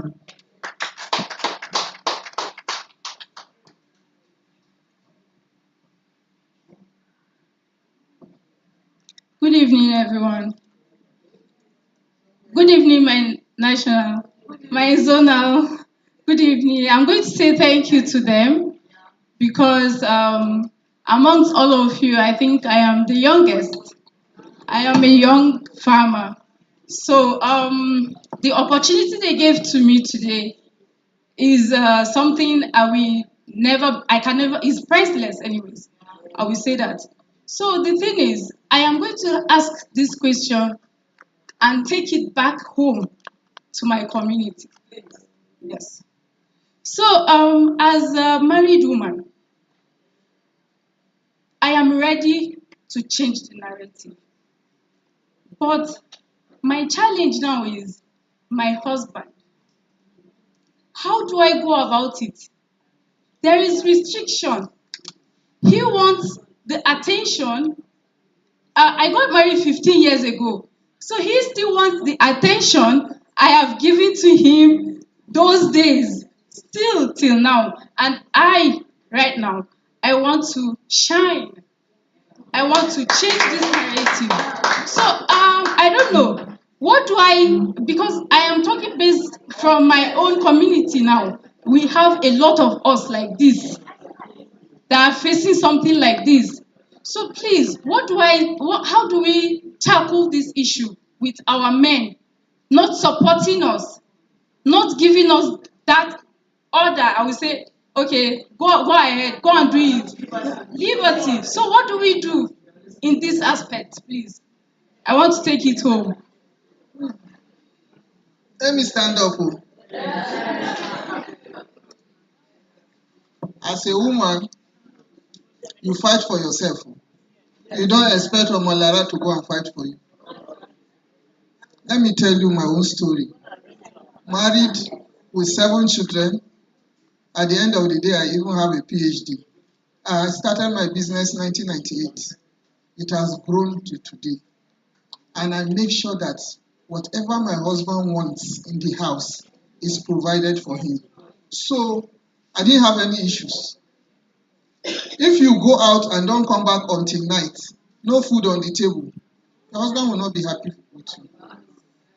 I never had a lesson teacher for my children. I had 7 children. I never had a nanny. I juggled everything: work, business, home front. I think I was captured in 2000. In year 2000, I was captured on NTA as a total woman. So you know your husband. You study your husband and know what you want to do to him so that he will be happy with you and he will allow you to do what you want to do. Let me tell you, the most difficult men, I don't know, on this part of the north, the most difficult men are Kogi men, whether you like it or not. Kogi men are the most difficult men. My husband is from Kogi, and I was able to stay with him for 37 years. He just died 2021. And I sat him down. I want to shine. This is what I want to do. And it's your name, because he made me to change his name. I said, it's your name that they will be hearing, not my father's name any longer. Though it's un-Islamic, I didn't know then. But it's your name that will be shining, not me. They will be saying, see Habib's wife. They will not say that is Bello's daughter. No. I was able to convince him. And I told him, before I go out of the house, I'll make sure that everything, your food is there. I will wake up in the morning and cook breakfast and lunch. And that time, the food flags, the warmer will still keep the food very hot. Not now that you buy and it will spoil. So Lunch, your breakfast and lunch is there. I'll come, make sure I'll come back before dinner and prepare dinner for everybody. So I think you have to get what you want using what you have. There is something involved in here. Okay, there are some of us now that even our husbands inner wears, boxers, we are still washing them. We are still doing all these things for them. But there are men, some of our men today, that you don't, if I stay at home for 3 months, I did not go anywhere. The day I will tell my husband, I want to go somewhere, we will start having issue. So the thing is, If you are in Kule, it's something that you signed with your husband now. No. If you are in Kule, it's something you agreed with your husband. No, it's not Kule. I went to school. I got married when I was in University of Maiduguri from Niger State. I was still in school when I got married. I still have my. That's what I'm saying. So the thing For is, a husband, I don't know. There a are wife these should men, know and I how want to go us to around address him. that. There are these men that are still okay. I don't know. And we have those people, sincerely, we have those men from Whooping Land, like great this, farmers, a lot of them. Niger State, no. Great farmers. Okay, so please, can we have one house?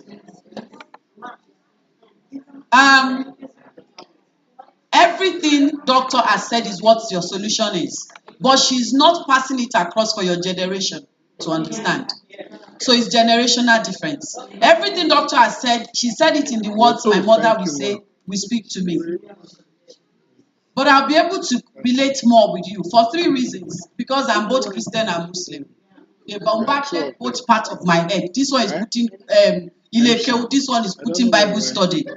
And because I've been married twice, right?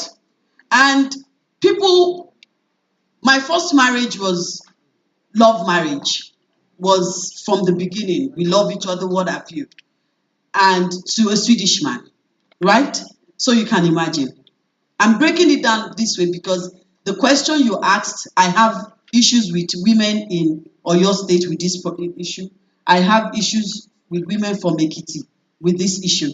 So people make a mistake. They feel that this issue is related to northern women. No.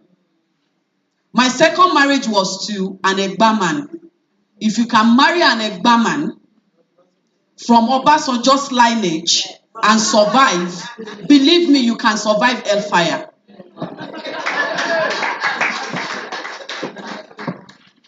Everything she has said to you is the truth.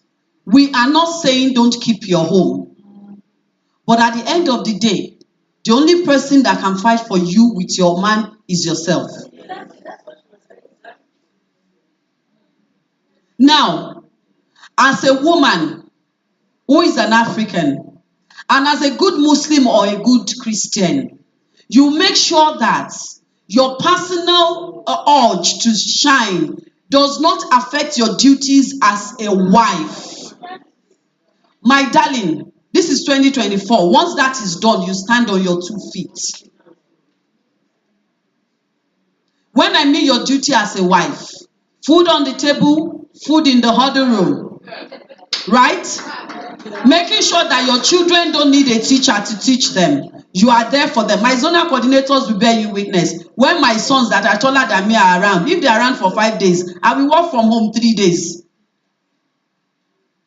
Make sure between you and your God and your husband as a living witness, yeah, thank you. That is balanced. And when that is balanced, almost forget as it take happen. You have to fight for yourself. You have to stand for yourself. Even if you have signed up for some things that are no longer working well for you now. Because as she's rightfully said, at the end of the day, it's Ibrahim's wife that is shining. At the end of the day, it's Musa's mom that is shining. The way the society has has made things, it's very difficult for you to shine alone as a woman. You are always attached to either your husband or your father or your children. So once you do all of this and you try all the, stand up for yourself and let him realize that this your shining, even financially, can only benefit the family at the long run. I was married into a family whereby they have wives that are intelligent, but you can never know of their achievements. It's not possible. I was married into a family with PhD holders that they will tell us that all the book you read before you left your father's house, that's where it stops. You can't go further under my roof. I stood for myself. Politely, I would ask, are you hungry? You've had your best meal. The boys are in bed. Okay, I'll be back. 3 hours, I need to get to Gariki supermarket. It's my shop, in case if you don't know. Give me 3 hours. You can use that to read or write some articles, and I'll be back. My mother will come. Omolara say, Yalara, don't worry, it's okay. Just tell him to give me 3 hours, I'll be back. And I make sure of it myself. That 3 hours, once it's 5 minutes, I don't reach gates. No, you are useless girl. You have joined Ekbeki Lokoshe. You are this. I will let him talk. Before I finish that one, I've told my chef or herself before I know what's the. Oh yeah, eat now. Sorry. No, don't come in my room. And okay, all right, no problem. I go in my room, my children. I'll need space of another 1 week. My business is ongoing. I said I don't want you to work again. You cannot do any business. Now lie. The day he found out that even OK Farms was not closed, he said I've been betrayed. He called family meeting. Even me, I was scared. I not cheat on this man. Which betrayer? When he called the meeting, I told this woman to stop this stupid agric business. I said, is that the betrayer? I said, okay, I'm going no vex now. Sorry. Oh, no worry me. I let nobody. So by the day, sadly, when that day happened, that I said, you see moi, as they look me like this, how they go. Nobody could say don't go. I don't know if you see that my own explanation different from mommy own, but we are both saying the same thing. Protect your home with everything you've got. Most of us married for love, and the love is always there. So we cannot open our eyes to see our home go to ruins. But at the same time, you were brought into this world for a purpose. Yes. That's why when they named you Lord Josuno, they didn't put Mrs. Miriam. Your name was Miriam. Miriam came with a purpose. And only Miriam will report to God what Miriam has done with that purpose that God sent Miriam to this life to do. But of course, marriage is ordained and designed by God. So it is also up to Miriam to make sure that she did everything possible to balance it. I believe I've answered your question. Thank you. Yeah. Good evening to everybody in the house. My name is Uche James Patience from Ebonyi State. I am representing my coordinator. I really appreciate everyone for the impact you have impacted in us. So, coming to what our mommy said, Prof. Yes, we do love ourselves. Like if you come to Ebonyi State, NYD produces all these things. This one is scent leaf, room temperature, right? This one is green vegetable. We have many of them. Just that because of the distance, I couldn't come with all of them. This is palm oil from Ebonyi State. So thank you very much. Great women farmers. So our Ebonyi State coordinator called me, I don't know, about a month, 2 months ago. And this is room temperature dried vegetable. And this is also the palm oil. So I've asked for them to come with some here to display earlier. Thank you. And this is really This is really, really encouraging. You see, if she has come, she comes early, displays it here, she should have sold it. If she is selling this, if she's selling this 300 naira in a morning, and she brings it here for 1,000 naira, I'm sure a lot of people will buy it. I will buy it definitely. You understand? And then the difference is what? 300 to 1,000. You see what I'm saying? Please make sure you do something like that.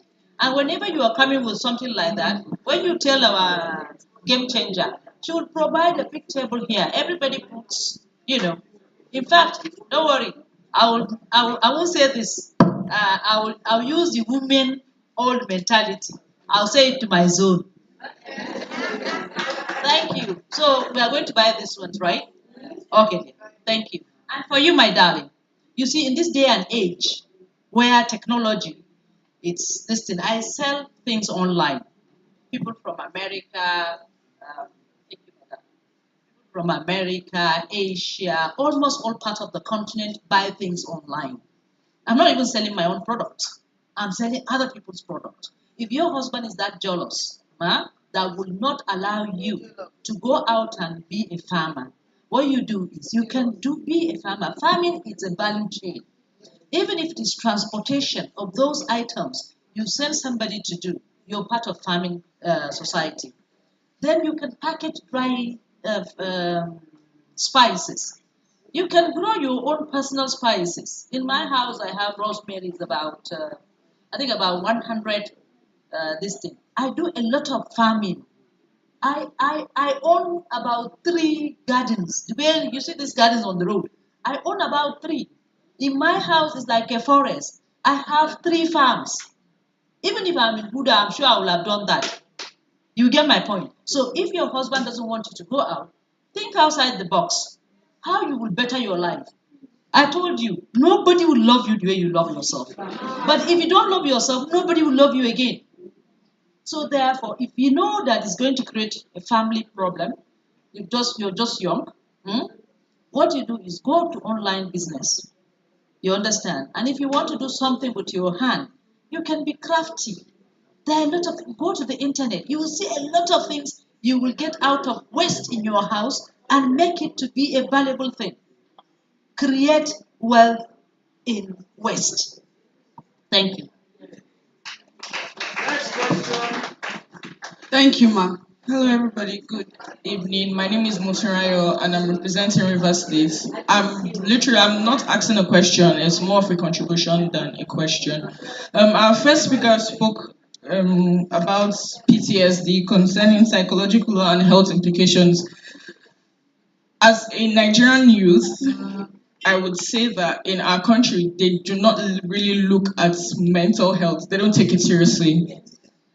And mine as being a youth, as a woman, sometimes you may not really have a lot of us have friends, yes, but you may not really have that person that you really want to confide in, because as women, we all know that everybody's jealous of everybody. You don't know what any other person really has for you in mind. So what measures are we really taking to actually counter this whole PTSD thing? Because PTSD is not just, oh, I don't like being touched, I don't like being held, I don't like this, I don't like that. There are a whole lot of things that have to do with PTSD. And in the terms of trackers and social media for apps for protection and all those, the phones that we all hold today. One house, please, because I relate well with what she's saying. My daughter is 20, so I relate very well with what she's saying. And my first daughter is 26. So I relate well with what she's saying, and I'm interested. Please go ahead. Concerning our mobile phones, she mentioned something about tracking devices and everything. The WhatsApp you have today can share locations. Your phones, even without WhatsApp, you can still share locations. So if you're really that interested in being or knowing how your child is faring, knowing where your child is, you can literally just tell them, oh, please, can you share me your location so that you can know exactly where they are. Apple has made it even quite easier for us. that they've created AirTags. So AirTags are kind of like tracker devices. They are little tracker devices that you can either just slip into your bag, put on your phone, on your phone pouch, all those things, so that you can easily know where they are. So some children, they may not enjoy it because they're like, oh, I don't want my parents to know where I am. But truthfully, it helps a whole lot. Thank you very much. Please, let's give her a round of applause. Now, when I say it all the time, we have categories in this our industry. We have the grassroots farmers, we have the semi-elite, we have the elite, and we have my mom is here. But mental health does not look at faces and color. In short, there was a period I think believe all of us, we need therapy. Every single one of it's just that what we need therapy for is different. If you're surviving in Nigeria alone, that you wake up in the morning and you went back to bed, you need therapy. Now, if you're bold enough to be trading or doing business in Nigeria, you need a lot of therapy. And the angle I'm going to talk about it, because part of our package for next year is the whole, I think it's about 10 days training on mental health and your health as a woman in agric in Nigeria. So I'll leave that for that training. But in the aspect of how what we've been talking about today, love, togetherness, unity, how it can help. It is not everybody that can survive a petty gossip out of jealousy. Everybody is not Omolara. What Grace Titi did, if she had done to some of my state coordinators that I know, they will go into depression. For somebody to wake up and write false messages about you on WhatsApp, where you still now you have to press read more, and then circulated it to all the state coordinators in Nigeria, that's 37 human beings, and other people randomly, plus zonal coordinators, and I woke up, my phone was on fire. And after I look at it finish, I made correct green tea. I drank. They have called me. Coconut, she just dey laugh. She say, my president, just take it easy. My point is, a lot of women, that alone can wreck them for years. That's why we are preaching love. That's why we're preaching togetherness. Because that little comment you make, that unpleasant comment you make, you can't tell how far the person will take it. This same person, what she did to Lolo here, is enough for another person to not be able to come out and say she wants to show her face. Because she called me on the day of election, and I have not seen this woman before. That was my first time. She called me outside like this, and she pointed at Lolo. Lolo, please raise your hand. She said, that woman is paying 3,000 naira to buy votes. You can imagine how I will feel. So I said, go and sit. I now called Lolo. I said, Lolo, that I don't sabi do, they say. They all know that. Don't just tell me if you don't want me to mention your name. I said, that woman just told me that you are buying votes. Please, if you are doing it, stop. For the sake of your women and yourself. But if you don't stop and I catch you, you will not like me. And she went to sit. But some women, especially when they're not guilty, that alone is enough to give her depression. What's the point I'm trying to make? Pettiness, jealousy, over nothing. This is where men are different from us. And we have a lot of us. I know of a woman in Oyo State. She was lean. One of her members, I said, what is it? She said, that program we went. I said, which program? She described. When Olori leader now said that I'm the one that wants to spoil association. I said, that's why you are carrying. That is what you are like. Seriously, that's what you carry in mind. And you're losing weight. I was angry. But then one of our Alaji now called me and said, Yalaji, everybody is not you now. Said that word was said in public. And when the Olori said it, other women, apparently they've been having caucus behind. They supported her. But she has said it and gone. This woman has lost weight. This woman stay up at night. So we need to, the first thing we need to do, not therapy, not even training, is to be mindful of us. How many of you have I not apologized to here? Even sometimes when I'm not supposed to apologize. Because I get home, I reflect. I think the biggest fight I've had is with Adamawa. Now the way I take fight, I take apologize to her. It is with the same eagerness. When the PACSEC in Osun State do us mago with fertilizer, and I take my time send voice notes with all the courses wey dey inside Yoruba language to this poor man. When they settled it again, only me to now take my time and look at all the prayers wey dey inside Bible sent to him by voice notes. I now called all the big elderly people in Osun State. I was giving his number. Please call this man. Help me to beg him that I've offended him. He should forgive. You know, because we are our own therapy. Has it not happened to you before that if you're working in a good working environment, the day you don't go to work, you feel like something is wrong with you? That is how it's supposed to be amongst ourselves. Because PTSD, may we not experience it. Thank you. Yes, Prof, the professional part of it. Thank you. Yeah, I appreciate where you're coming from as a youth. I love working with youths. You know, I always get things done when I bring their minds. I tap from their minds and I look through their minds. So, you know, what we are in PTSD, it's one of the major health psychological issues that affects women that are faced with gender-based violence.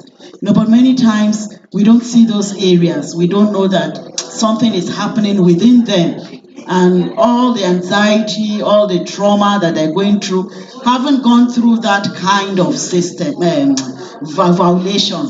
You can just imagine how it impedes on their productivity. Now, I know that when I was looking through NWAP,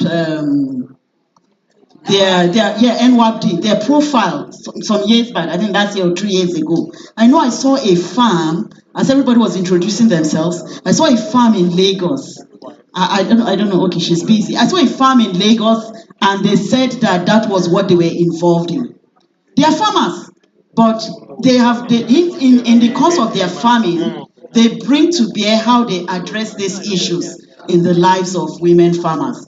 So we have these little value chains along that line, the health line. All we are saying is how to harness this help we can get from such structures and platforms. You have farmers in the legal profession, and you can also harness their own legal so they are there. We have them, it's just to recognize them and bring their expertise to bear, because PTSD, forget it. It does really impede everything about a woman. What from our Omalara is talking about, there are thresholds. Everybody has a threshold. I have the threshold of what I can take and what I can handle. So we also need to understand these thresholds in everybody's life and how to handle mental disabilities. Sorry, something kept coming again. And this is coming from the role of women, the role of we women now, and how we address the girl child that is under us as a help. Are we getting it? I want to pray and trust that me that I'm sitting down here, I'm not also an oppressor. Are we saying something? That I'm not also an oppressor. Oppressing that little girl that has been given to me as a help. She has helped raise my children. She is there when I'm not there. And yet, I'm looking at GBV from the farm, the boy that is coming, the man that is coming. When me, in my house, I am a GBV oppressor. Can we go home with this?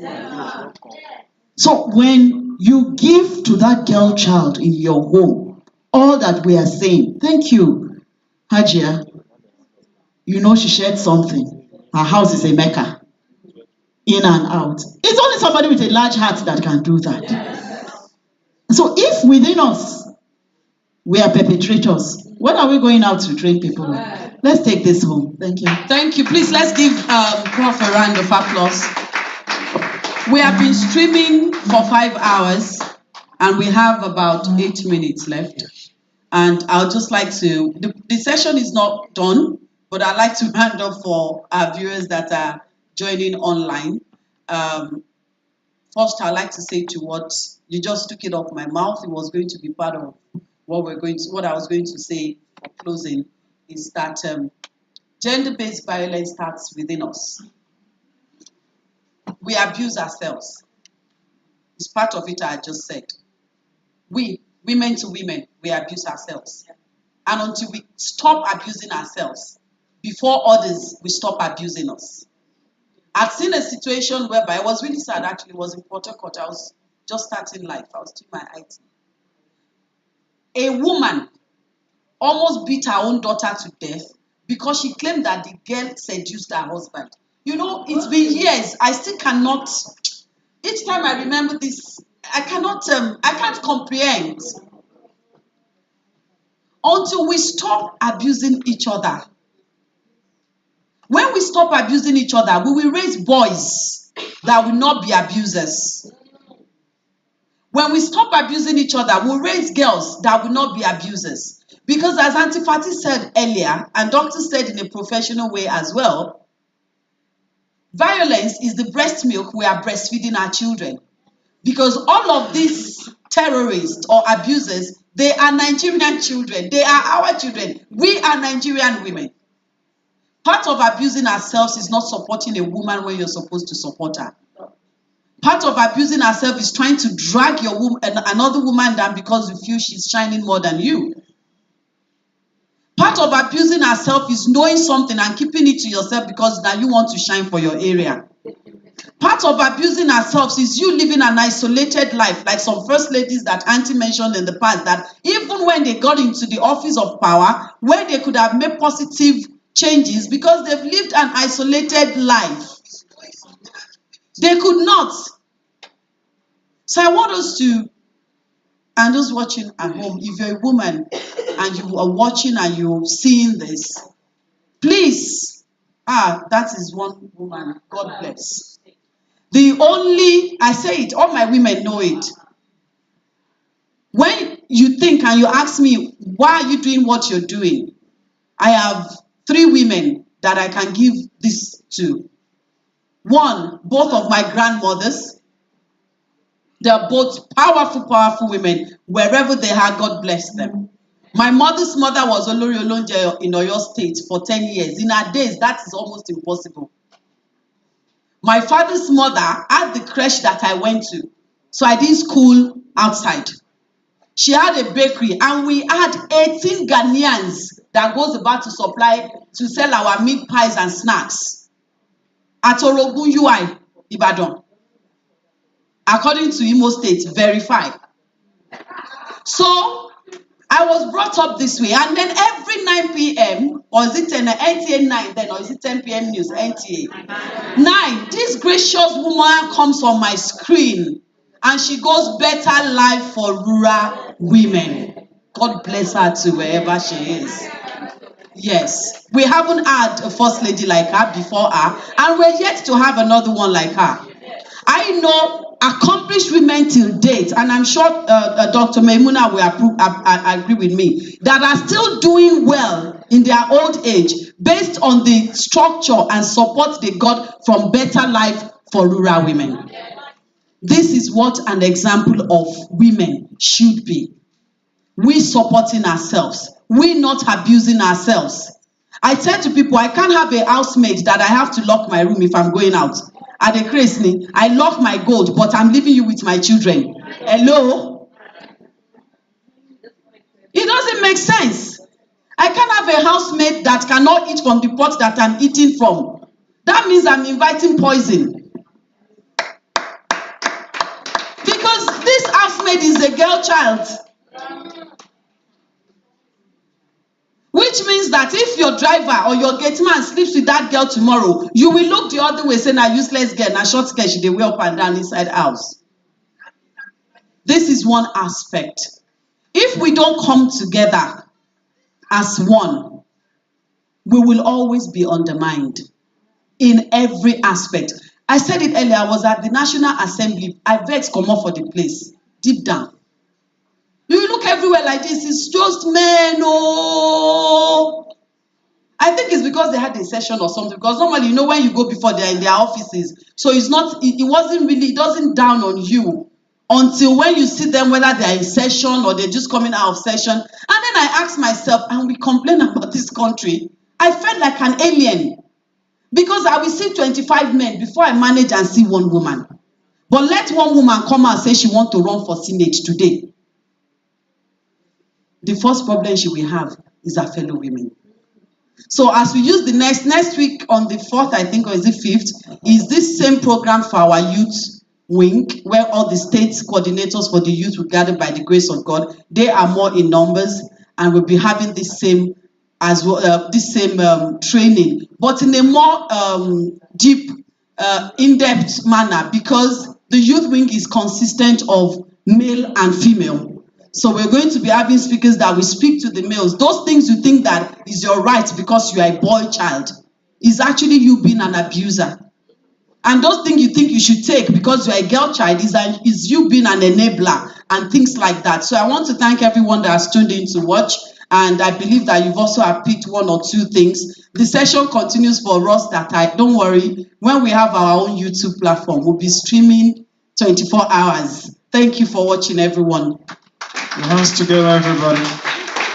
We must come to the end of this session, but I've asked the president to just give two people few minutes, at least 90 seconds each, 1.5 hours, 1.5 minutes. So please, just on point to what you have to say. Good evening, everyone. I want to appreciate everybody for giving me this opportunity to speak. I've been wanting to speak since, I want to appreciate our national coordinator for this